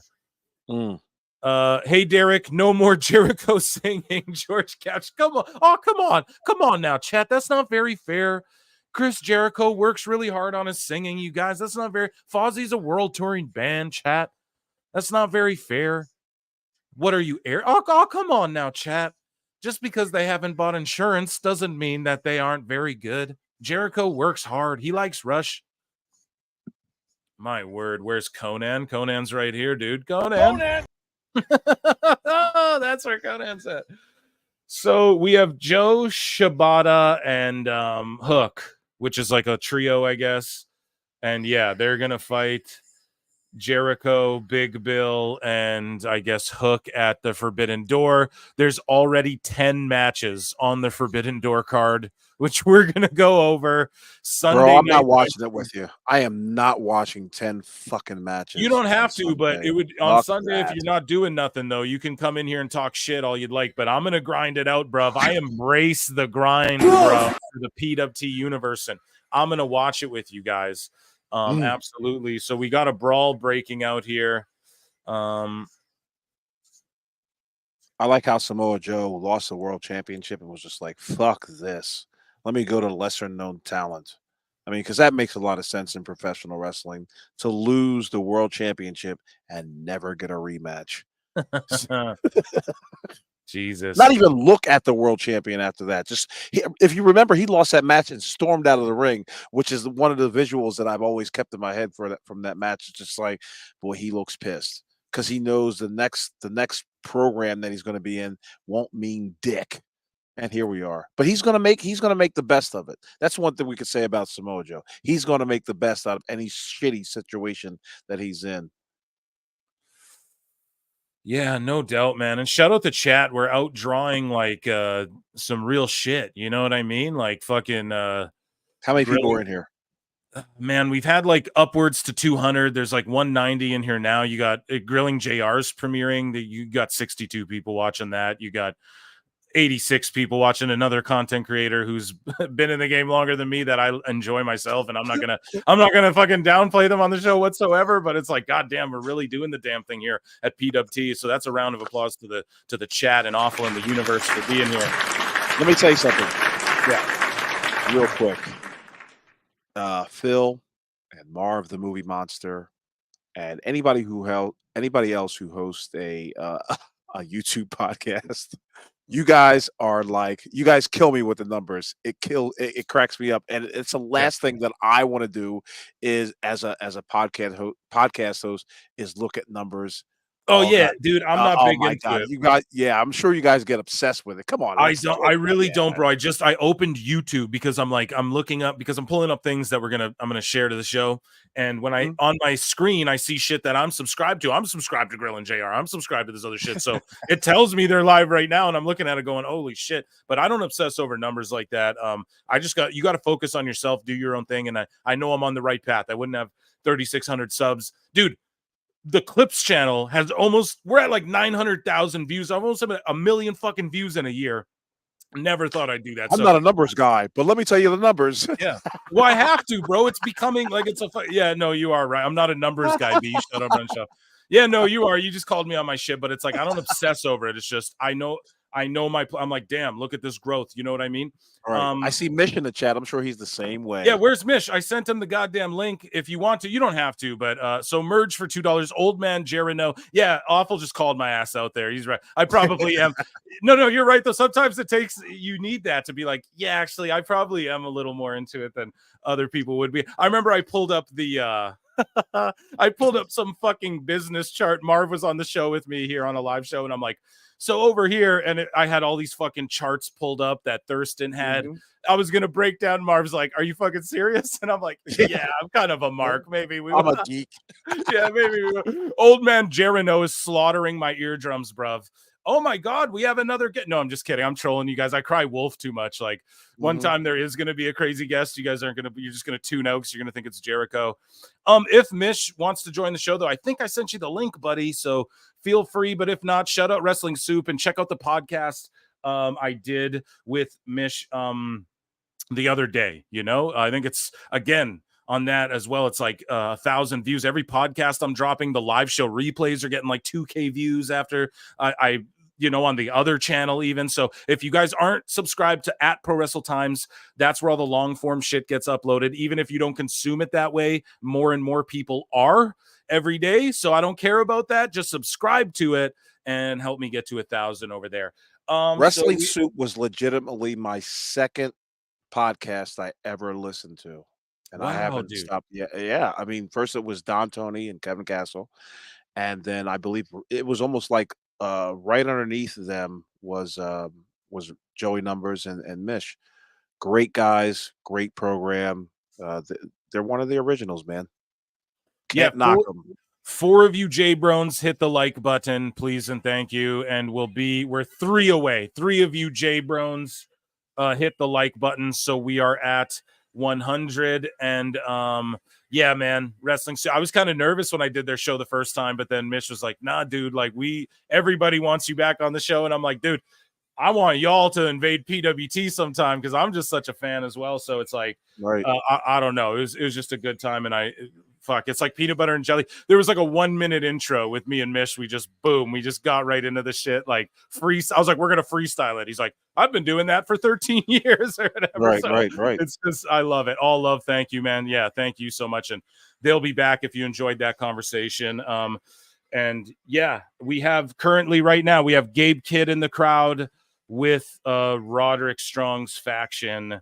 Why? You know what I mean? I guess he's down. He's been burying AEW in the press. Obviously, it was just a work leading up to the Forbidden Door. He's trying, at least someone's trying in the goddamn company. But yeah. Joe Hendry's in AEW? Joe Hendry, where do you see that? He's facing Kyle O'Reilly right now. Let me see. No, that's fucking not Joe Hendry. You got oh my god! Major look. That's Zack Sabre Jr., bro. You actually had me. Yeah, I have the card right in front of me. Here's this fucking troll awful, always trolling me, dude. Dope. What's going on? Dude, straight up. You fucking got me, man. Okay, 200 of you watching. We better be at 100 likes when I hit refresh. We're at 103. Thank you, guys. I'll stop bugging you. There is 200 of you, though. If you get to 150, great. If not, that's cool. You hit the 100 mark. Round of applause for the chat tonight. And yeah, I don't know, man. We got some hand fighting. This is actually a pretty dope match that I would be into if it weren't just if it took place in a basement. in Stu Hart's dungeon. Yeah. Let's see. This Zach. Awful time, over 100 likes. Roddy, awful time. They say, yeah, they want fucking awful to go off on whatever Mark was pissing him off, I guess, or whatever. So we have something here. Let me just quickly scroll through here before we get to I think I had a couple other little Lucy's, we'll call them. Let me just quickly scroll through. Yeah, so we're talking about AEW fans and all of that. There's some cope here from Matt Kuhn. So Matt Kuhn says, and this guy blocked me a long ass time ago. He blocked me too. Yeah, just out of nowhere, probably for going at his hilarious. Okay, Awful's yeah, I'm gonna read this to you, Awful, and then I want your thoughts on it. But WWE are making these mad awesome production improvements. What does that even mean? These mad awesome production improvements, specifically because AEW exists and they're trying to differentiate quality wise any way they can. They're not just doing it for fun or artistic pride. What? Like, dude, that's like that thing, like, oh, you're a sellout. It's like, no, dude, you're just a pussy. You know what I mean? Like, you're scared and you don't, for artistic pride. Okay, go fucking see how far doing things for only artistic pride. See how far that gets you. Let's see how far that gets you. Like, you know what I mean, dude? Listen, dude, I'm a writer. I ask myself all the time, Phil. It's just like, do these guys do they take experience from their 9-to-5 jobs? Like, do they take experience from their real lives? Who talks this way in the realm of business? Like Matt Kuhn, fucking hipster, fucking college, bro. Like, that don't know shit about business. Dummy, yeah. All right, I'm going to use the bathroom. Okay, so Matt Kuhn, Awful's running to the pisser. I'm going to go off a little bit. Matt Kuhn music. So you don't get paid to do shows. You don't do. You've never taken a gig that you're like, it's going to be shit, but it's got it's got this. Like, I do need the money right now. I'm a starving artist. Like, come on, man, shut the fuck up. Well, WWE's not a starving artist. I know, but dude, when Kevin Dunn left, they changed the production. It's not because of AEW. And here's the thing. Why didn't AEW do any of this stuff first? Why didn't AEW do the drone shots first? Why were they just copying WWE and they didn't innovate their own shit? Why did WWE have to innovate and then AEW had to play catch up again? This is cope. This is a man who is clearly just lying. And yeah, that's why he blocks truth tellers like myself, because the truth hurts. Like when Awful threw the truth in my face, he's like, oh, you motherfuckers in your numbers. And I'm like, I don't focus on numbers. And he's like, bitch, you're focusing on numbers. That's the truth. You got to throw it in your face sometimes. Medicine, it's like Buckley's, bitch. It tastes awful, but it works. And Matt Kuhn, dude, always taking L's. Here, I need to grab a drink here. 1 second, guys.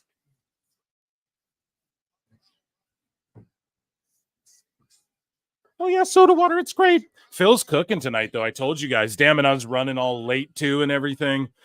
So, yeah, Matt Kuhn coping. We have more on the ICP CM Punk stuff, but it's just kind of sad, to be honest. But what's his face? Violent J talks about why he went off on let's see if this works. Boom. You guys can see that on nodq.com. Shout them out. He talks about why he went off on CM Punk. Colt Cabana is not an associate. He's a friend. I don't have very many people that I actually consider homies. What you got with the real Just kidding. someone you basically talk to every day. Me and Colt are cool like that, so they talk every day. I told y'all it was just fucking sour grapes. I was flipping through Instagram and I came across the footage from a couple of years ago when CM Punk was going off on Colt. Well, then why didn't you say something years ago? Fucking Violent J, man. This guy's tweaking. I just unloaded. I've been meaning to say this. When I saw the post came up, I was like, let me school this motherfucker. I had been meaning to say it.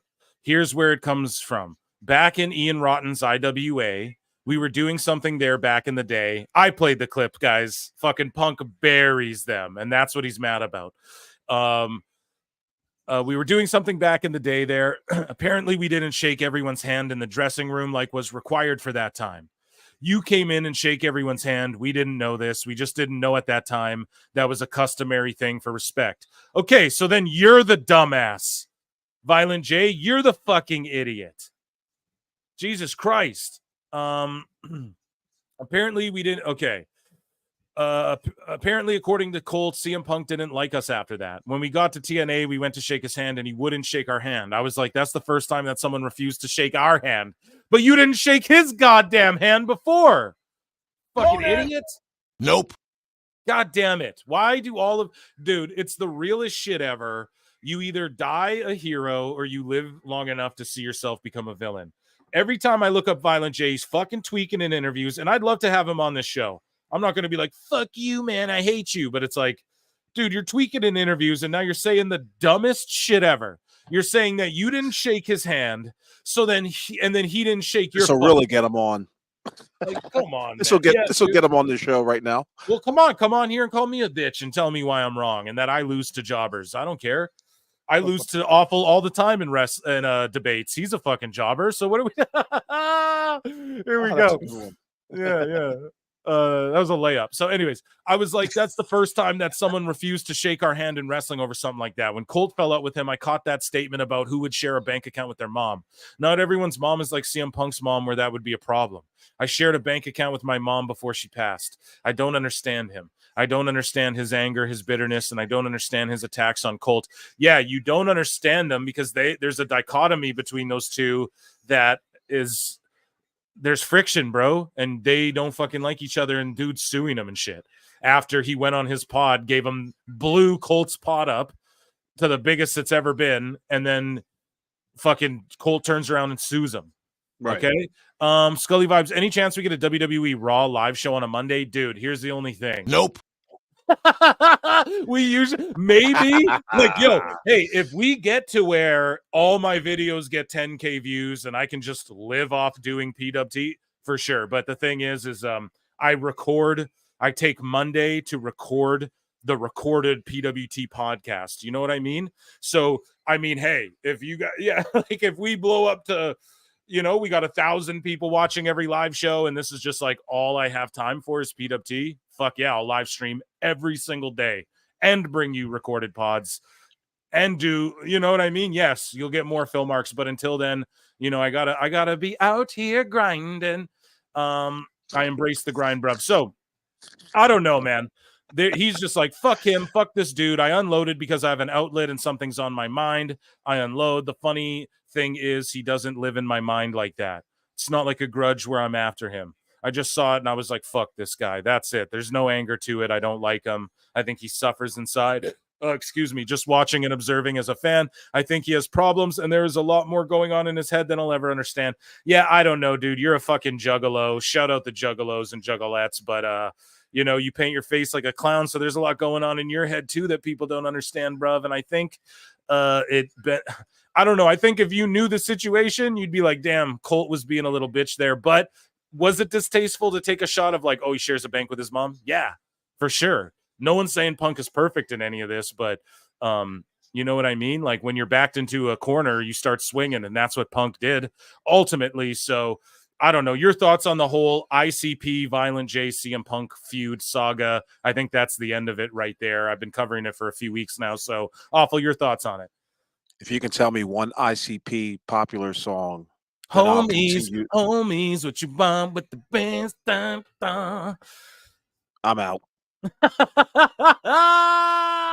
Anyway, nobody cares about ICP. They did a pretty. The one guy did a pretty good interview with Conan and Disco a couple days ago. But other than that, I mean, shout out Conan. He DM'd me a couple days ago.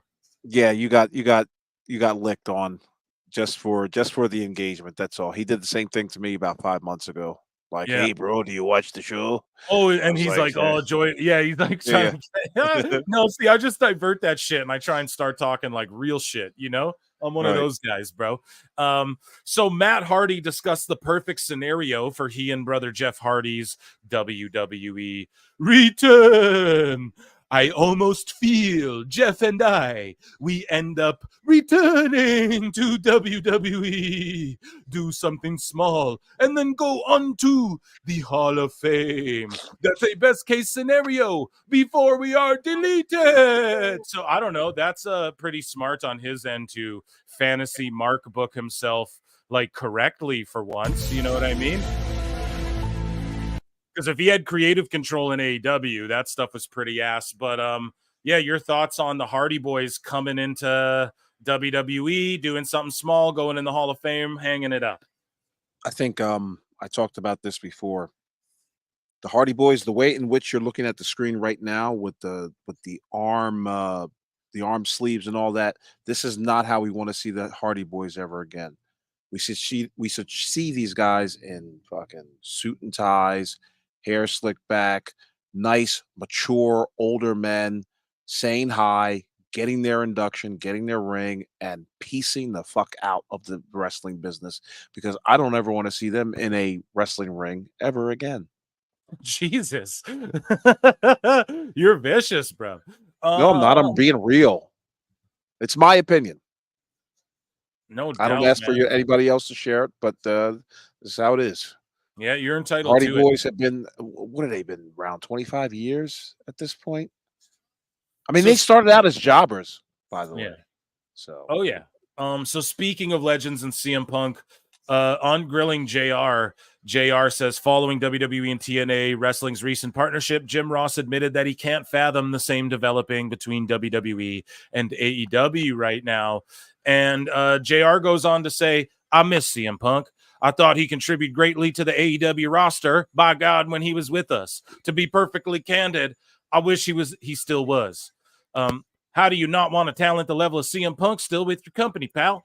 It just didn't work out. Personality-wise, it just did not work out. And that's unfortunate, by God. So I don't know. Just adding on to the notion of, like, you know, personality-wise, I don't know. JR could work with Punk in WWE, but for some reason there's friction in AEW. I don't know. We have a huge on Dynamite right now. There's just a bunch of random people, and you see in the chat, everyone's like, what the fuck is this? You know, who are these people? Oh my God, I'm watching it right now. It's just like a bunch of just random fucking ex-WWE guys and New Japan guys, and Cassidy's acting the toughest out of anybody. Just like, God, no one's invested in this whatsoever, man. It's brutal. And you look at everybody in the crowd. Look at all the neckbeards in the crowd. They don't give a shit. And, like, you know, speaking of problems in AEW, Ultimo Guerrero was on last week, and Ultimo Guerrero revealed that he wasn't made aware that Tony Khan wanted him to wear his mask, like, with Okada on Collision, because he's competed without a mask since 2014, dude. 10 years he hasn't worn a mask. You what? Tony Khan's playing with these guys like 2K mode. Oh no, I want Ultimo Guerrero 14 attire equipped for this match with against, you know, Okada 19. Okada 17 was the best year. Okada, can you wear the pants again? Jesus. So Ultimo Guerrero shows up to Collision, doesn't realize that he's expected to wear his mask that he hasn't worn in 10 years. So a staff member quickly made a mask for him on short notice. And during the match, everyone was like, wow, this is the worst Okada match of all time. Even the AEW fans were saying it. And this dude's mask kept falling off. And only one of which aired on the broadcast, because they edited like a bunch of the mask. Several times the mask fell off. And Guerrero thanked the staff member for their efforts, but Yeah. What do you think about that? It's so silly how Tony Khan would want to book a guy who hasn't worn a mask in 10 goddamn years and throw a mask right on him. I mean, the more you hear about Tony Khan's foibles and problems, it still boggles me. It's just like, wow, I can't believe, like, and people want this guy to stay in the wrestling business. Like they want him to be like, oh, he's gonna get better. When you're doing stuff like this, disrespecting the business, disrespecting the wrestler, disrespecting their history, disrespecting their current position on any card, man, you're not gonna be lasting too much longer in this industry. I always you know how I always see these guys from the top to the bottom. I look at AEW as any other business, any other 9 to 5 business that you've ever been involved with. It's just like you're not going to talk to the boss. You're not gonna give him your 2 cents on anything just because the guy's paying you. Yeah, like give me a break. At some point, there is a breaking point for each of these guys, and the fact that these guys are not going up to Tony Khan. I made a tweet just today about how one of these damn wrestlers, I think it was Brian Cage. Brian Cage puts out a 90-second video about how he's this and that. And it's just like, dude, what the fuck are you telling us for? Talk to Tony Khan. There's no need for you to be going online trying to rally the troops to get Tony Khan and get you to do something, to get him to do something for you. You got you're closer in proximity to Tony Khan than any one of us. Knock on the man's door, hoot, holler, scream and shout, kick down anything that you can to get on television. Okay. Quit crying to us about it. I'm glad you brought that up. It's a perfect transition segue, if you will. Because when you do that, when you do that, I'm a fucking little kid, dude. Just kidding. But when you do that, you get treated like LuFisto. And LuFisto says they did it at first several times. Oh, sorry. So LuFisto says everything I said has been confirmed by other people after. Slowly but still, I don't wish for anyone to end up without a job, but I see the attendance and the number of people watching go down, and I'm definitely not crying. So she's still getting attacked because LuFisto came out a long time ago because she worked a couple dates for AEW, and she just voiced how it is back there and just kept it real, and she got ostracized. She got hated on.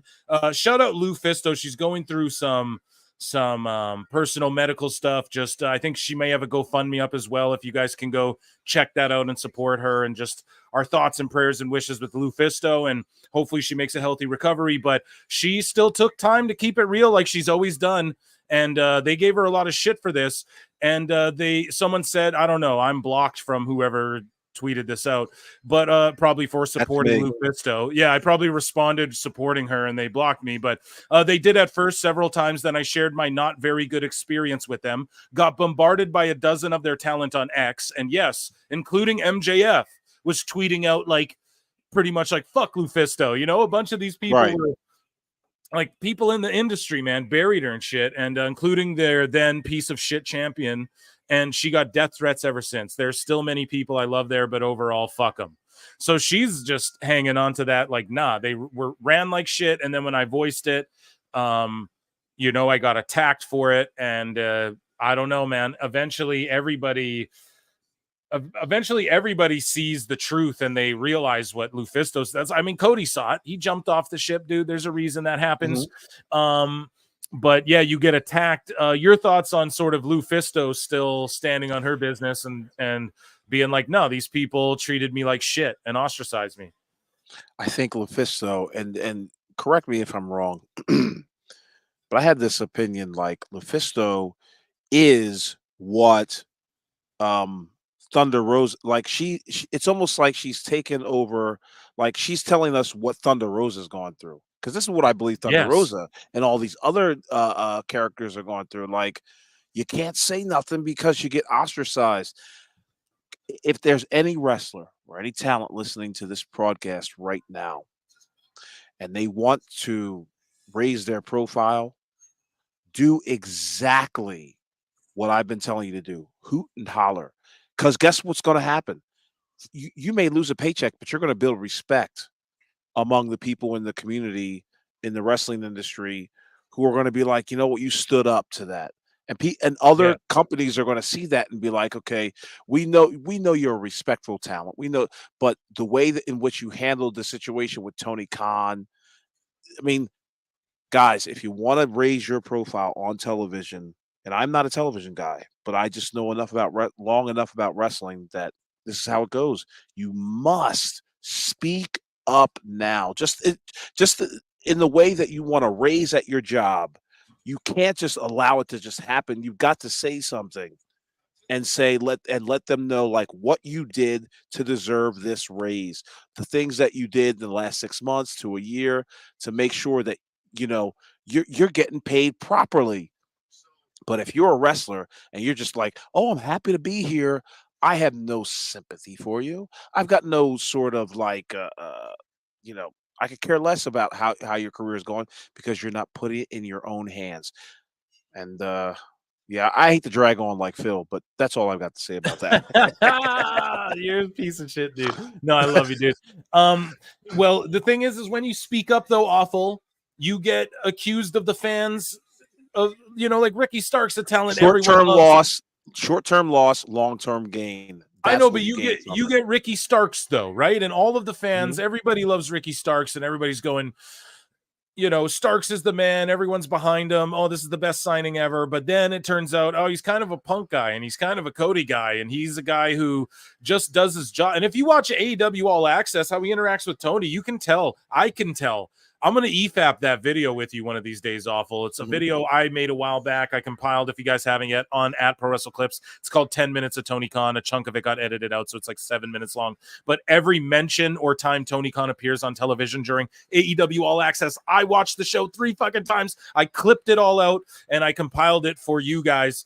And in it, you see Ricky Starks have brief interactions with Tony backstage, and you can tell he's a guy who's just like, oh yeah, he I think saw the writing on the wall a while ago. Now that we see fans going at Ricky Starks saying like, dude, you're a piece of shit. I remember I think you said, I think somebody tweeted it out. Maybe Dose tweeted it out. Somebody tweeted out saying like, Ricky Starks had $3 and was living in his car. Now he's making however much money. Like he should be grateful to Tony Khan and do his hardest work. I think it was like Dose said that or something, but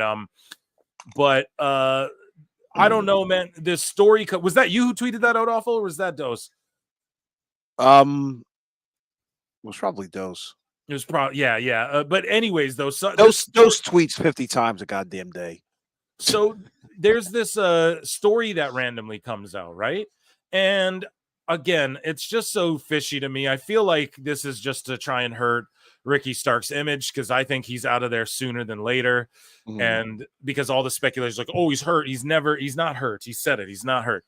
But anyways, though, Ricky Stark's drama, this comes out on r/squared circle.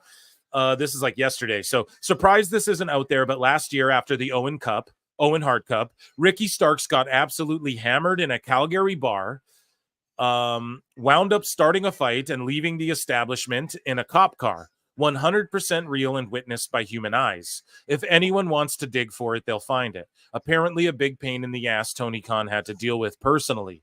In case one of the boys going to fucking jail. Oh, so I was scared for my life. Jesus Christ. In case anyone is wondering, that's why Ricky's not going back to Calgary this year. Also on the why is he not on TV front, he's turning down pitches. Ricky Starks did himself a favor. Yes. Yeah. He's turning down pitches or not even listening to pitches. The guy lost control of the right side of his body on live TV so that he needed to take a pin and eliminate himself from the tag tournament right away and is out here doing the obligatory I'm fine and cleared. I don't know why I'm not on TV. I would love to contribute stuff. So now this claim is that Ricky Starks couldn't kick out because he lost control of the right side of his body, probably insinuating that his neck issues are worse than they are. So he's difficult to work with. He'll start a fight and get arrested. His body doesn't even work properly. This seems like a hit job, awful. Let's continue along here. I don't know if I'm the black helicopters. I don't know if this is the gay frogs. Yeah, dude. Is this Filfo Wars? I don't know, but all I'm saying here, dude, to me, I'm like, come on, busy right now, out drinking. So when they give him pitches, I'm fine and cleared. I don't know why I'm not on TV. leaving out the fact he's taking calls just to tell people I'm busy right now, out drinking, and ignore their pitches. Billy and Rick were meant to have a whole breakup story and feud coming out of it that honestly probably would have been good for both of them. But instead, Ricky is at home and we've got the learning tree. Oh, well. Meanwhile, so to me, dude, I'm sitting here like, okay, he's a drunk. His body don't work. He's difficult. He'll fight people. He gets arrested. This is just like the biggest smear job ever. No, it isn't. This is what the wrestlers in the 1980s used to do. This is right on brand. Yeah, fair enough. No, you're right about that. They just can't take it. Yeah, man. But getting drunk in Calgary and getting in a fight, bro, you get just thrown in the tank overnight and you're good. Like, it's not this big fucking deal. But either way, though, he's ignoring pitches while you have creative freedom, right? Isn't that what everybody praises? Like, oh, AEW creative freedom. So then turn down shit if you think it's shit. Everyone else is sitting at home. Why the fuck can't you sit home? You're Ricky Starks. Sorry, Apple. What were you saying? You're better off staying at home than taking bad ideas. Yeah, You're man. better off at home than taking bad ideas. And see, that's fuck the bar fights. Fuck the getting drunk. The reason why AEW's got a problem with with Ricky Starks is that he's not taking any stupid pitch given to him. That's the biggest deal on their end. That's what I think it is. It has nothing to do with according to this bullshit too, like we don't even know if this is real. This is people talking shit. Exactly. I'm just about to say, is this shit verified? You can't try to. Well, this guy says here, the guy who tweeted it out says, "I can tell you that I've known about this story for over a month." The Ricky and Calgary story. Gotcha. Yeah, the other stuff might be speculation, or it might be this person knowing it from someone. Interesting if that's only coming out this way. Nah, this is a smear hit job to smear him because I bet his contract's coming up and he's not a stooge, so he's not going to put the news out there. Hey, my contract's up. He's just going to show up and do his goddamn thing in WWE. But there's more on this. There's more news that came from this. I guess there's a response, I believe, right here from @WrestlePurists. Via Fightful Select. So shout out Fightful Select. Yeah, I don't know. @WrestlePurist, those that criticized Ricky Starks within AEW claimed that he didn't want to do business despite those involved in the storyline, hoping that it would launch Bill as a huge heel and Ricky Starks as a big baby face. Oh, no, this isn't even the one I wanted here. I got another one. It was said that Starks didn't think that Big Bill losing a feud to him would end up being beneficial to Bill. Well, that's a good thing because it probably wouldn't be. Like, why did you just randomly put them together, then randomly break them up? It's so shit. And while he may or may not be correct in that assessment or that opinion, the fact that he had the strength enough to say no, because there's a lot of power in the word no. The fact that he said no pissed a lot of people off in that front office. That's what I think. And so Starks thought an amicable split would have been better, if anything. And then here we go. So here's Fightful coming in with, this is the one I wanted to read. So then they followed up and go, sources in AEW have claimed that a rumored incident in a bar involving Ricky Starks didn't occur whatsoever. So it's you Reddit marks. Don't listen to fucking marks on Twitter and fucking Reddit, you guys. Don't even listen to me and Awful. We're dumb. This is all dumb. Yes, right. Okay? Don't take our word for it. Look it up for yourself. I've said that, that line through politics, social life, anything, any endeavor in life. Don't take somebody's word for it. Look it up yourself. And this goddamn Reddit mark starts all of this drama. And so as per a report from Fightful, everyone who was allegedly involved in the incident denied it to them. Now, remember, this is a company where they aired the CM Punk footage, where Excalibur knocked out Jimmy Havoc or whatever in a bar when everyone was drinking together and they all talked about it. Okay, like this is everyone's stooging everything in this company. So they go and ask people and they're keeping it under wraps. Now, they don't have an interest in protecting Ricky whatsoever, but at least Fightful went and got two sides of the story and then presented two sides of the goddamn story. I actually commend them for that. You know what I mean? Because they said those that criticized Ricky claim these things, but our sources are claiming that that shit didn't occur whatsoever. So that is the way to do it. That's the way to at least like verify what you're saying. So there you go, guys. I'm putting over on this front at least. So yeah, I don't know, man. I just can't wait till Ricky Starks gets out of this toxic. You just know it's toxic, dude. I mean, what more evidence do you need? And yeah, there's an overrun here. You know, Swerve and Ospreay have perfectly timed tag team offense, even though they have never teamed together. It's all bullshit. Why am I looking at Dr. Fauci on your page? Well, there's something. There's something When I about. read That's that, what I was. yeah, I was gonna. freeze I it was. for just 1 second. That's hilarious. Yeah, dude. I wanted to read that. Well, I'm gonna bring it up right next. That's Okay. actually what I was gonna bring with you before we get into Dave Meltzer's dumb Loaded moments stuff. and play our flute here. You guys can see I got a lot of wavy Davey in here as we come to the end of Dynamite. But before we get into that, awful. You brought it up here. I certainly right. You see Fauci. Why is he on the screen? So let's click on this. The former host of The Bump came. This is the YouTube podcast for WWE. Who took it over? I want to say whoever took it over does a way better job. You know what I mean? Right. And this guy was like, man, fuck like the family. There's no family vibe in WWE. That's all bullshit. Like, this is what he's saying in this interview, right? What's his name here? Matt Kemp. And he's going, you know, man, there's no actual family vibe in WWE. The Rock lines us up and meets us all and is like, you guys are here for a reason. Then 3 weeks later, I lose my job. All that shit he's talking is bullshit. Sour grapes, right? I don't even really know this guy. A lot of people were like, this dude wasn't very good. I don't care. He can have his opinion about WWE, but he's clearly like, they've released some backstage people. Like, you know what I mean? We've seen a handful of them. Even that commentator, Kevin Patrick or whatever, got let go. You know, so it's like, dude, just relax. You don't have to bury the company. Why burn the bridge? At least you crossed it first, but it's just silliness. If you so can't get far, I guess Swerve is fully a heel now too. Swerve just attacked Ospreay in the overrun, so he's fully a heel again now.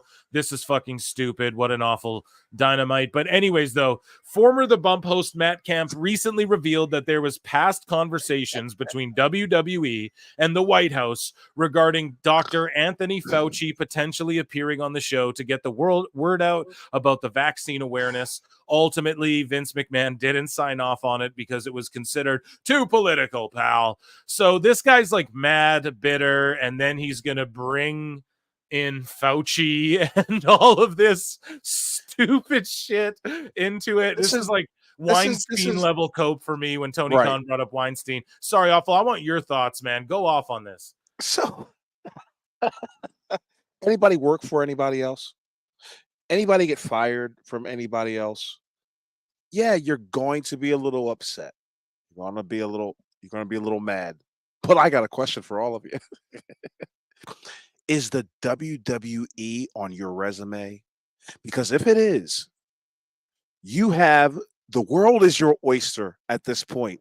If you know what you're doing, you get fired from the biggest professional wrestling company in the world. Okay. I don't care who you are. You're going to be able to pick up work within no time. There's no need to go file unemployment because you're going to get work. Somebody's going to see those 3 letters on there. Wait a second, you work for the WWE, and then the next thing you know what they're going to do? If the HR department is on their game, they're going to look at your tweets. They're going to look at your interactions with this company. They're going to look at your exit interview. And this guy just ruined everything of chances by disparaging the WWE. One of the things you don't do, people, just as a life lesson, you don't disparage the company that you got fired from. You fucking just shut up and move on. Because if you're worth a damn, it doesn't matter what these guys did to you. You're going to make it one way or the other. Please do not be like, what's this fucking joker's name? Matt Camp. Don't be like Matt Camp. If you get fired from a job, don't go online disparaging the goddamn company. Don't even try to allude to that. Put your nose to the grindstone and find more work. That's all I got. Damn, dude. I had to teach a life lesson. Fuck all this, like this Marcus bullshit, like what he's saying and all that. Don't act like this. Don't go on the internet. If you got fired from a job recently or in the past or whatever, it's not cool to just, be that type of guy. Is just like, I'm going to be bitter and I'm just going to because it ain't going to work. Because you may have to find work with that particular company again later on down the road. Right. They're going to look at these fucking words that you've said then, and then you're like, bro, we don't like you. You know what? You said some real foul shit about us, so we're not going to bring you back.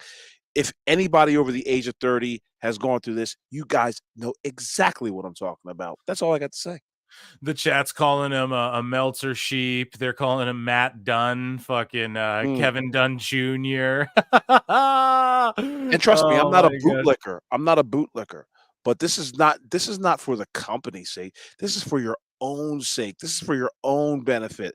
The sooner you're able to shake it off, the better off you'll be. Yeah, no, you're absolutely right here. We'll give him a fucking No, that's absolutely. Do you have a dad, dude? Did your dad not wisen you up on this type of shit? Seriously, like, why would you do that? I don't know, man. WWE on your resume. God, they just go anywhere.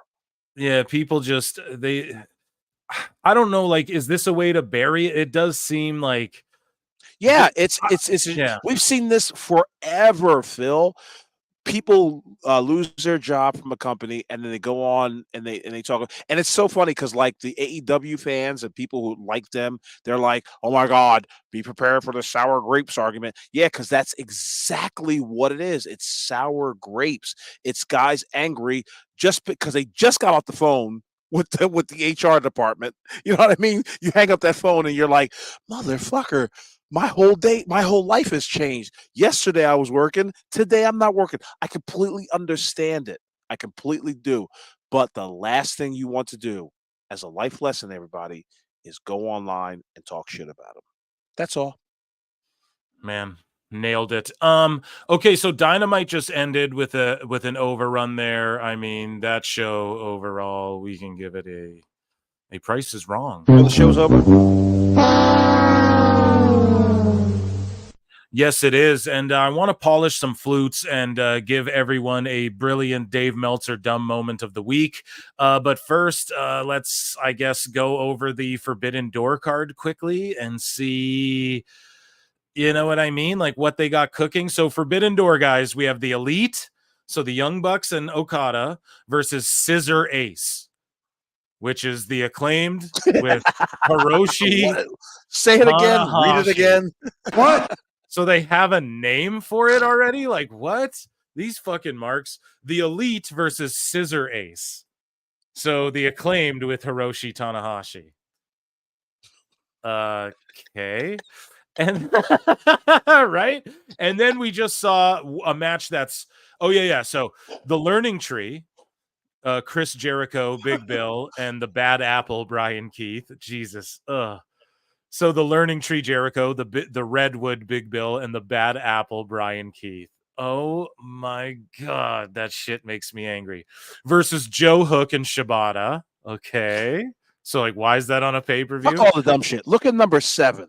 Look at number 7. Well, dude, you have Bryan Danielson versus Takagi. Okay. In the Owen Hart tournament. All right. No hype behind it. Number 7, MJF versus Hichisero. What the fuck? Like, we couldn't get a Danielson MJF program or what? Like, what's going on here? This was the guy I was told by many people, like, when he comes back, oh boy, the ratings are gonna shut the fuck up. No, it didn't. Because they neutered MJF too. And if anybody has any problem with that, take it up with me, because let me tell you something. Tony Khan has the innate ability to turn any superstar into a jobber. That's all I got. Yeah, it's just stressful. I like to keep it short and sweet. You know, I know you like to be long-winded. I'll keep it short and sweet. Yeah, man. One of us has got to do it. John Moxley's taking on Naito, who we saw just randomly run out and brawl him, and everyone's like, who is this? So like, that's Tony Khan's elementary. Yeah, they'll just run out and brawl because Forbidden Door. It's so stupid. We have Zack Sabre Jr. versus Orange Cassidy.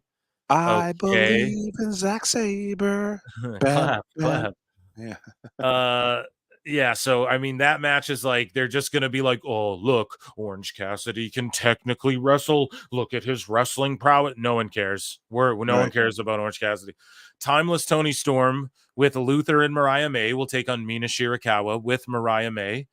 So they're both with Mariah May. Like that's how they write it on the card. Like this is such Mark video game in your notebook. Like how are they with both people? Or like you have Timeless Tony Storm versus Mina Shirakawa with Mariah May at ringside. She's indifferent. She doesn't know where but no, it's just she's with both of them. She'll run up the ramp and accompany both. They'll all make their entrance at the same time. It'll be great. Jesus Christ. So this match, whatever, that'll be the one I'll be watching, and you guys know why. Mercedes Moné versus Stephanie Vacquer, who is from New Japan, I guess, whatever. I don't know, man. Like you bring hover over her name again, Phil. I wanted to see a picture. I wanted to see that picture that they presented. Absolutely. Okay, gotcha. All right, gotcha. So she's Chilean. She works with CMLL. Mercedes just went to CMLL, I think, like the last weekend or whatever. So Mercedes Moné comes in AEW. Everyone's like, here's the list. Oh, man, Mercedes versus Hayter. Mercedes versus Annie J. Mercedes versus Rio. Mercedes versus Sheeta. Mercedes versus Stat. Mercedes versus... No, you guys got Mercedes versus Willow rematch. And then you guys got her in CMLL.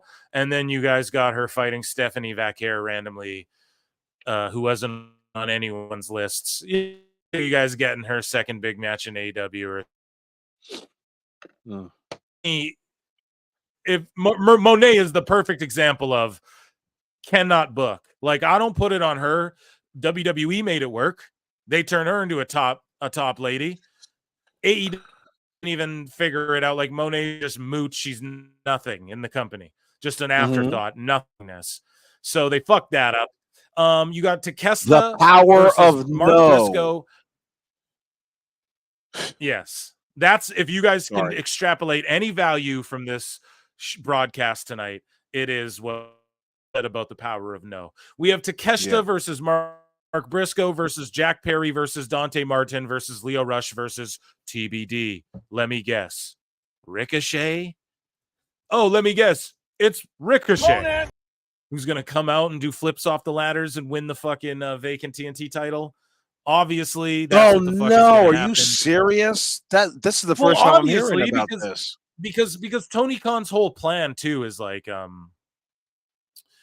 put the TNT and the TBS titles on former WWE guys. Like it was on Edge. Edge broke his tibia or whatever. So now it's going to go on Ricochet.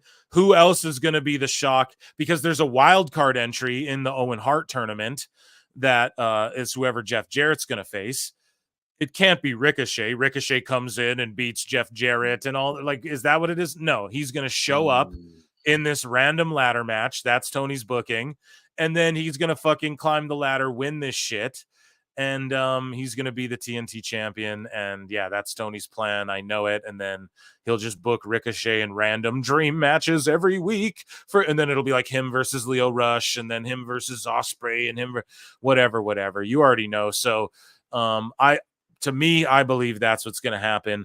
And that's also why it's so far up the card. You know what I mean? They got it at number 2. So is it the co-main? It's because it's going to be a Ricochet debut.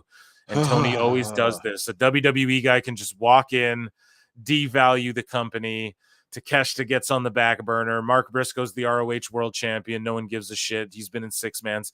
Perry, why is he in this? Or maybe they do give it to Perry, but I just don't see them doing that because he's not working, bro. Like that shit ain't working with Perry. Give him one of those other meaningless belts. Maybe he can win the up, down title or some other bullshit. Dante Martin, like, why is he even in there? Isn't he in a fucking tag team / trios? Then you got Lio Rush, who made friends with Tony after demanding Tony Khan apologize for, like not sticking up for black wrestlers or something like that. And then, yeah, TBD. It's obviously Ricochet, in my opinion. And then you have Swerve Strickland. Want to place a little dollar bet on that? Sure, yeah. What kind of bet you think it's going to be Ricochet as TBD, huh? Well, when did Ricochet's contract come up? You're asking me? Yeah, well, I don't know, man. You're writing the book. You're writing the book, bro. I'm compiling notes. I'm not looking. I'm not poring over numbers like you and Mark. I know. But yeah. I know, but listen, it's got to be so. Okay, maybe it's Hangman Page then, but it's like if there's no that's a good one. I'm great that's idea. A good Phil. one. Who wants to see that? They've already done that with Page 4 times. Who wants to see Ricochet? Stop right there. Holy God, what do you mean who wants to see Ricochet? Okay, so all right, so there's 388 million people in this goddamn country. How many more? When has Tony ever booked for the 388 million people in the goddamn country? He never has. Exactly. So booking for him, Ricochet's going to come in and flip off a ladder. What are you talking about? You could do the same thing with Adam Page without having. But he doesn't do. Bro, he had Action Andretti fucking fight Leo Rush. Action Andretti's looking like Ospreay, doing shit better than Ospreay. He doesn't care about that. Like, dude, he doesn't give a shit about that. What do you mean? He's gonna book Ricochet to do a fucking, or it's Sammy Guevara. Where's Sammy Guevara? Or it's someone who's gonna flip off a ladder. Do you guys hear what I'm saying? If it's not Ricochet, who else is in here who does flips off ladders? Sammy Guevara? Okay, then it's Sammy Guevara, dude. Like, it's one of these fucking guys. You want to make a wager? I'll in good taste, I'll in good fun. I'm a betting man. Saying Adam Page. I'll put $1 on that. See, so you're gonna leave Guevara open. It's either Guevara or Ricochet. It's got to be one of the two. You know what? I'll tell you who it won't be. It won't be Ricochet. Okay, calling it now. Okay, fair enough. That is fair enough. So yeah, man, and then we got Strickland, who just randomly turned heel on Will Ospreay again out of the. How did he turn, by the way? He just attacked, like they're sitting there posing because they won the tag match. Then I'm pretty sure he just cracked Ospreay from behind with his world title, and then the crowd's booing him. So, like, why does Tony, like, everyone just flips heel babyface more than like Big Show did back in the day? You know what I mean? Listen, I'll tell you one thing. Keep this graphic up, and let me ask the chat. Match number 10, number 9, number 8, and number 6. Those matches should be out of here. Get them out of here. You keep number 7, 5, 4, 3, 2. Excuse me. Number 7, 4, 3, 2, and 1, and there you have your pay-per-view. Now you're starting to get into a territory of telling cohesive stories. But as long as you're going to have 10 fucking matches that don't mean a goddamn thing, you should have just really just kept your focus on those 6 matches, including the MJF one, I guess. But that's how you build a pay-per-view. You don't want to get people have short attention spans out here. They're not going to be ready for a 10 bout pay-per-view, especially on a Sunday. Oh, but it'll do 100,000 pay-per-view buys. Bullshit. I'm also of the opinion that no AEW pay-per-view has done more than 115,000 buys. I don't care what anybody tells us. Damn, awful, shooting it straight. Well, awful, I think you got to get out of here, don't you, my good friend? I do. But it was a fucking pleasure being here. Yeah, man, it's always a pleasure having you here. How many more curse words can I put? Yes, dude. I love when you're here as well, and I'm glad you came to hang out with me for as long as you did.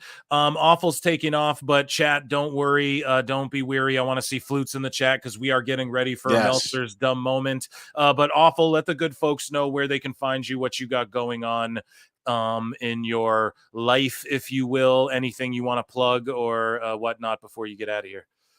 Sure. The show with you and I on a much more explicit level will be coming out shortly. Shout out to Wrestling Soup. Shout out to Neckbeards. Shout out to Marv. Shout out to Crossman25. I joke because I kid. And shout out to the chat. And shout out to you, Phil. Thank you. One of the hardest working white men I've ever known. Come on, man. I'm indigenous, bro. We gotta. Oh, he's indigenous. I'm sorry. So stick a feather in his head and call him native. Yeah, that is Phil Smart.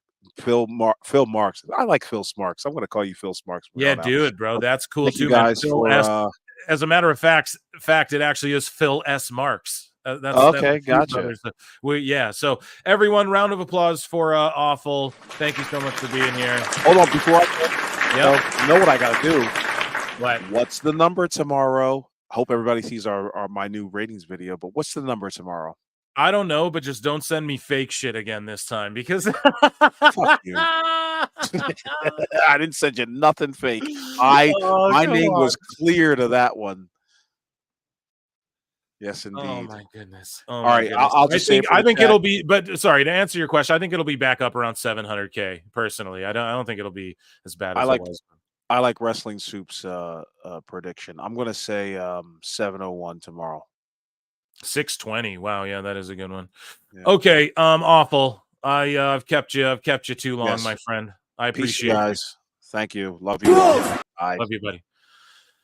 Oh man, that's awesome. He's the GOAT. Don't worry, guys. Flute's in the chat. We're not going anywhere. Oh, we got a super chat from our mod here, Denisha Lane Phil. I'm so glad Triple H keeps people at keeps pay-per-views at 5 matches. Yeah, I agree so much. Sorry, I should have got that awful was still here.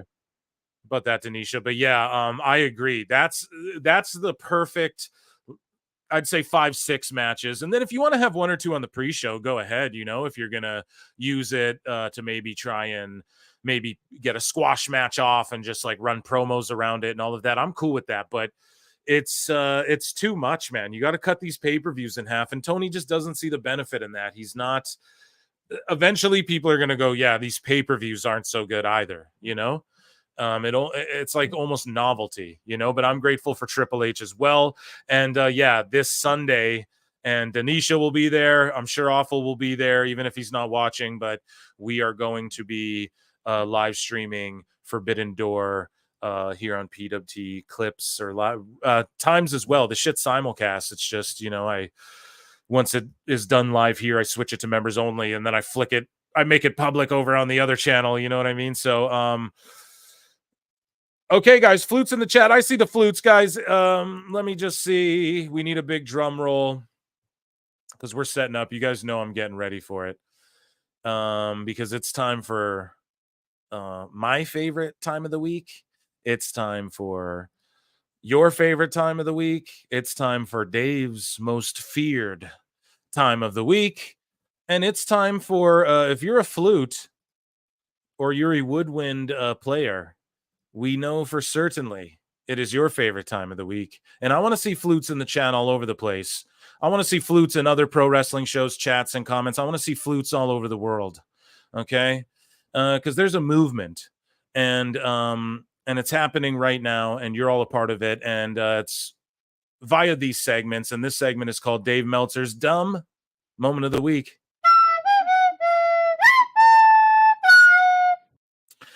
Let's go. So Davey Wavy comes out and says, and shout out AEW Neckbeards for clipping this, screen grabbing it. So Dave Meltzer says, Raw goes against Stanley Cup Game 7 tonight. It will hurt, but the follow-up of the Wyatt 6, McIntyre stuff, and Money in the Bank qualifying should be a positive. But if it's down or stable, very legit reason. In Canada, nobody expects a good Raw number. Game is way, way bigger there.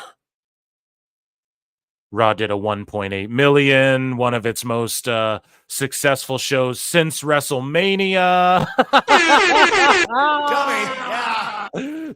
It was up from last week, up again from last week. So Dave, oh no, the game, because that's his excuse for AEW. Oh, the game hurts the ratings. The game. Turns out it's not the goddamn game, Dave. Turns out Raw's just hitting, and again, after when you do a stellar week like WWE did last week, you get good ratings the next week. When you do a shit, I like Wrestling Soup as well, saying, we're doing 620. You know what I mean? I like that. That's a good prediction. I think it'll be close to around that as well, actually. I retract my 700 or 700 and so. Because when they did the 502, I was like, they're going to do 750 or whatever. 720. Nope, not even close. But yeah, dude, Dave just eating his own words again like the Muppet he is. And, he talks about Raw. He has thoughts on Raw. And he says, Dave Meltzer on The Miz's performance on WWE Raw commentary last night. Dave Meltzer says, The Miz on Tony Khan. The Miz on commentary was, I guess the term would be predictable because he said nothing. He was Dave, he said nothing. Really, Dave?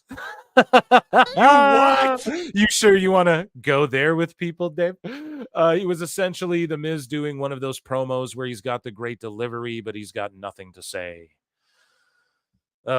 Just got to try and bury the Miz, don't you, Dave? You're just mad because you made up lies about Pat McAfee that weren't fucking true, that we're about to expose in 2 minutes, you asshole. Oh, I'm going to go off on Dave. So, as suspected, at Meltzer said what? The GOAT, ladies and gentlemen,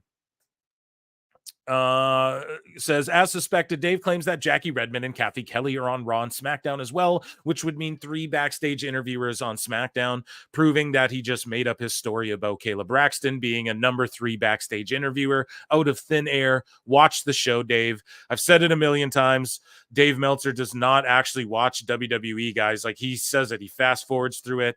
So, just to bring it back, to reiterate, follow up as I do, via the wrestling purists, Dave Meltzer said there was definitely talks between her. I covered it with Mish from Wrestling Sue there on the last podcast, but he says there definitely was talks between her, Kayla Braxton, and WWE. She was looking into other things as well. We clowned on this. No, she wasn't. Kayla Braxton came out and was like, yeah, no, why would I leave WWE to go AEW? Essentially, like, why would I leave the biggest wrestling company? That's stupid. Shuts down Dave on her way out. Hilarious. So then Meltzer said what? Responds and says, first of all, Jackie Redmond and Kathy Kelly do Raw.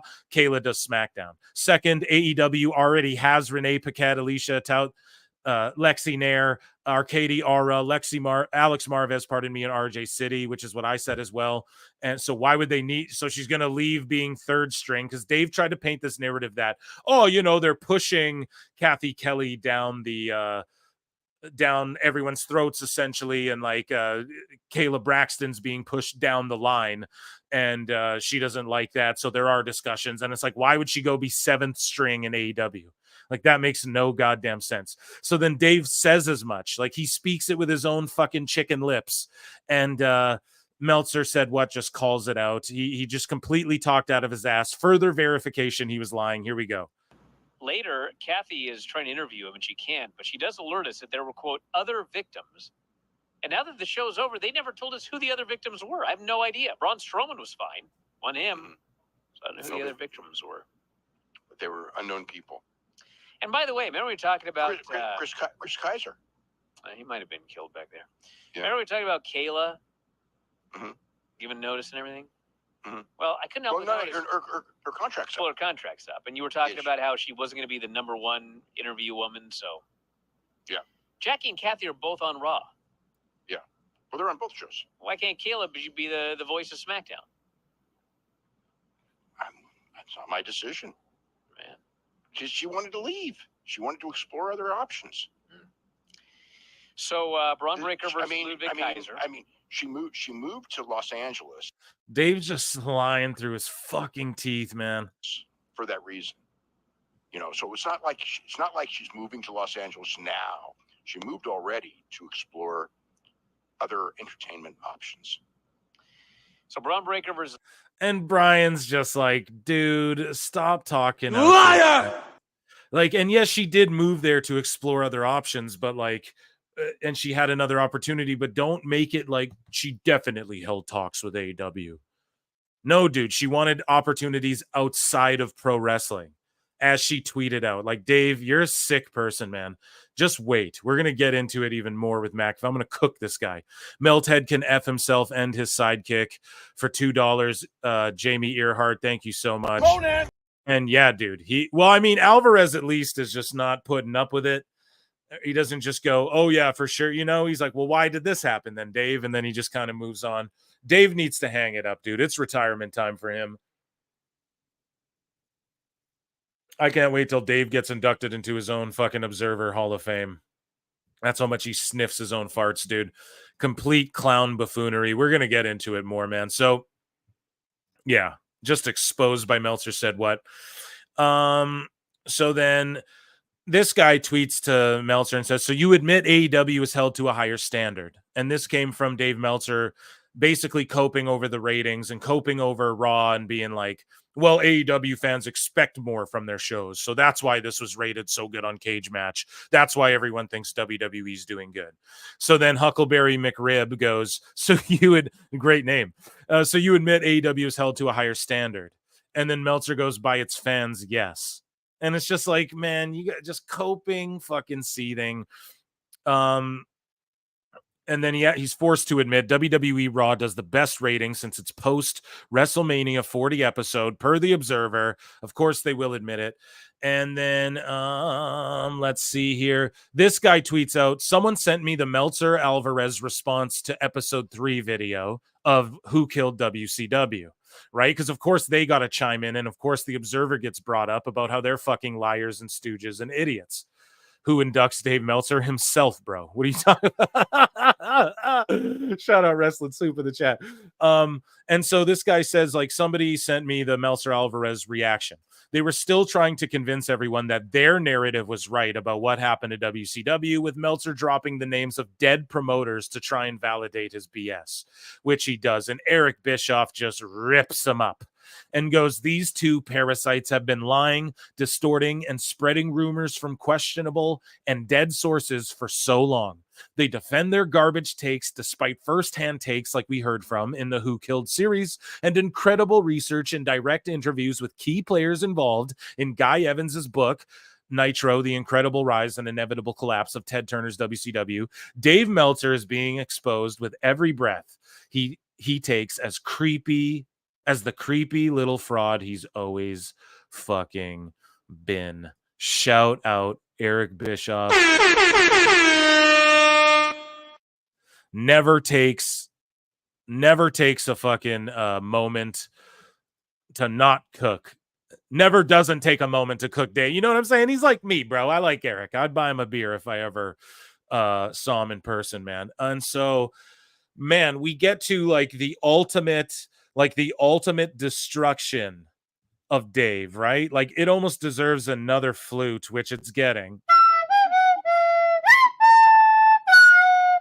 Because Dave just lies on top of lies on top of lies on top of lies on top of coping, seething, fucking making shit up, evoking the names of dead past promoters and all of these things, all to cover his measly little ass. And what have I told you guys? He don't know shit about WWE. Everything he says about WWE is it's just completely a guess. It's just completely a guess, or people are purposefully stooging him false information. And, I've brought it up ad nauseum. The only reason he knows anything about AEW is because they purposefully stooge shit to him. And the only reason Dave has any credibility is because he can get pay-per-view numbers. Let's talk this Raw show here. A lot went down. He can get pay-per-view numbers. He can get live attendance numbers. He can get information like that, but he can't use that information to try and,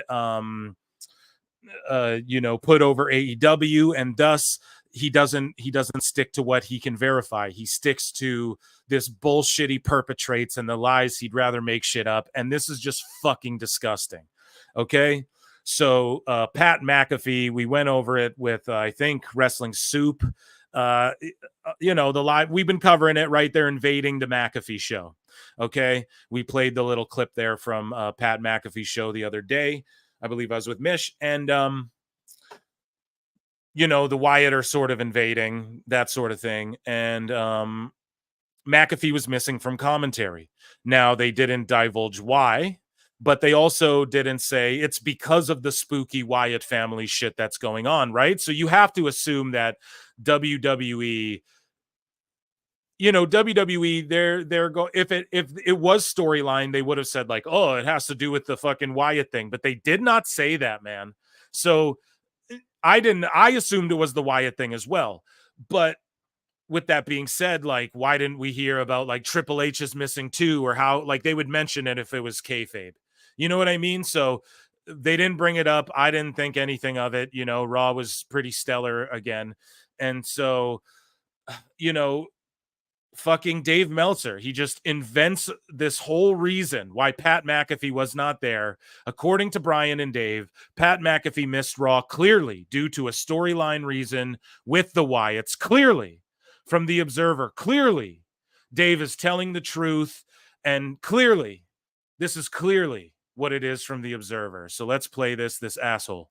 Anyway, let's talk this Raw show. Sorry, guys. I don't know why it's doing that. Here, we'll collapse it and play it. Anyway, let's talk this Raw show here. A lot went down. No Pat McAfee, which is really weird, but they were in Indianapolis. They're doing something with him and the Wyatts. Oh, yeah. Because Cole said Pat wasn't here tonight, quote, "I'm not going to read too much into that." And he was replaced by The Miz.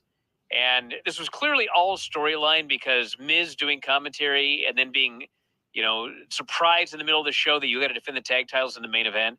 I mean, it played into the storyline the entire show. Miz on commentary was, I guess the term would be horrible, predictable, because he said nothing. He was horrific. He was essentially the Miz doing one of those promos where he's just, got the great delivery. Oh, he said nothing and they didn't have anything down because it was a last minute thing because it clearly was a storyline, but Pat fucking McAfee comes out and says that his out of nowhere or out of the blue, or maybe he was ill. I don't know. I'm not going to speculate. Shout out Pat McAfee. Please do not pull me down for this, but his father-in-law passed away, dude. And it was clearly storyline, and Miz was awful because this, and it was clearly the storyline. That was clearly the reason, and Miz was just awful. Look at how bad they're booking and how bad Raw really is, even though a lot happened and everyone enjoyed it. Here's Pat McAfee. I couldn't lead the show with this because there was still information being told by my wife and her family to friends and close people to her family. But now that I've been given the go-ahead, yesterday was a day that is obviously a day that'll be remembered forever in our family, because my father-in-law passed away unexpectedly after the show ended yesterday in a hospital here in Indianapolis, Indiana. He had been in the hospital fighting an infection, and on Friday we were told that he was probably going to be discharged by Sunday. How the fuck did Dave Meltzer, my deepest condolences and best wishes and prayers to the McAfee family in this time, truly. Let me get this off though, Pat. I got you, brother. How the fuck did Dave... He's a news guy. He doesn't know that McAfee's got a sick family member. Even if he keeps it private, he's supposed to be the observer, the inside source. He doesn't fucking fact check that before him and Alvarez talk clearly out of their clearly asses. Clearly, fucking pricks.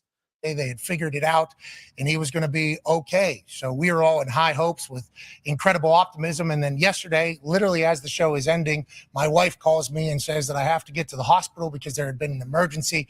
So I head over there, and what my wife and her mom and her aunt and everybody in her family saw go on was her dad being a badass and trying to kick ass and inevitably losing his fight in this particular day.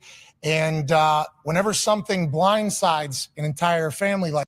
So guys, I mean, we don't need to, I'm not going to play the whole thing here, but just deepest condolences. But Dave is such an asshole, man. Tell us what you know, you goddamn liar! Like, it's absolutely disgusting. And then, so then Dave Shearer, nothing to say, who I reached out to, I was like, dude, you're a legend. The listeners love you. You're on, like, I show your tweets all the time. I put him on blast, not on blast, but I said it publicly because his DMs are closed unless you get the blue check, and I ain't getting the blue fucking check. I haven't done it for the bookmarks. I ain't doing it to ask nobody a question, but a lot of people liked it. So thank you, PWT Universe, for liking the tweet, because maybe he will come on the show and talk. But Dave Shearer from PW Insider goes, dipshit Chim Chim and his uncle Spridell are total embarrassments to my business.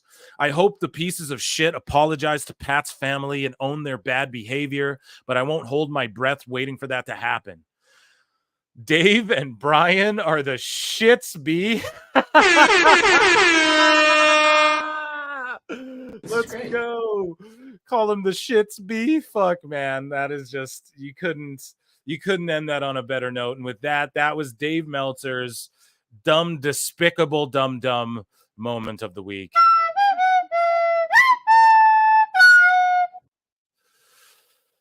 So, guys, thank you all so much for tuning into this live show. I started a little late, but you all turned out in droves. What can I say? Well, before we go, I guess, I tweeted out to Meltzer. I said, stop lying about people. Kayla Braxton, now Pat McAfee. You don't know shit about WWE or these people's personal lives. Stop being disrespectful and an asshole. Play AEW with your friends and stop doing this, you ignorant prick. So that was Dave Meltzer's dumb moment of the week. Editing Phil on that one. But thanks, guys, for tuning into the live show tonight. Sorry I was a little late. I'll do a member stream tomorrow.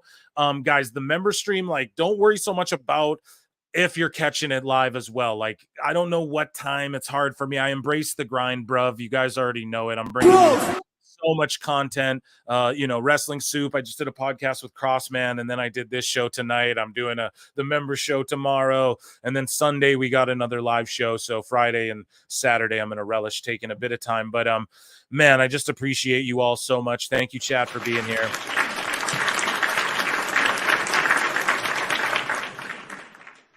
At Pro Wrestle Times, at Pro Wrestle Clips. Since you guys might make me get rid of it, I might as well play it one more time tonight before I sign off. I love you guys so much, man. Peace. I look and see it's not just me.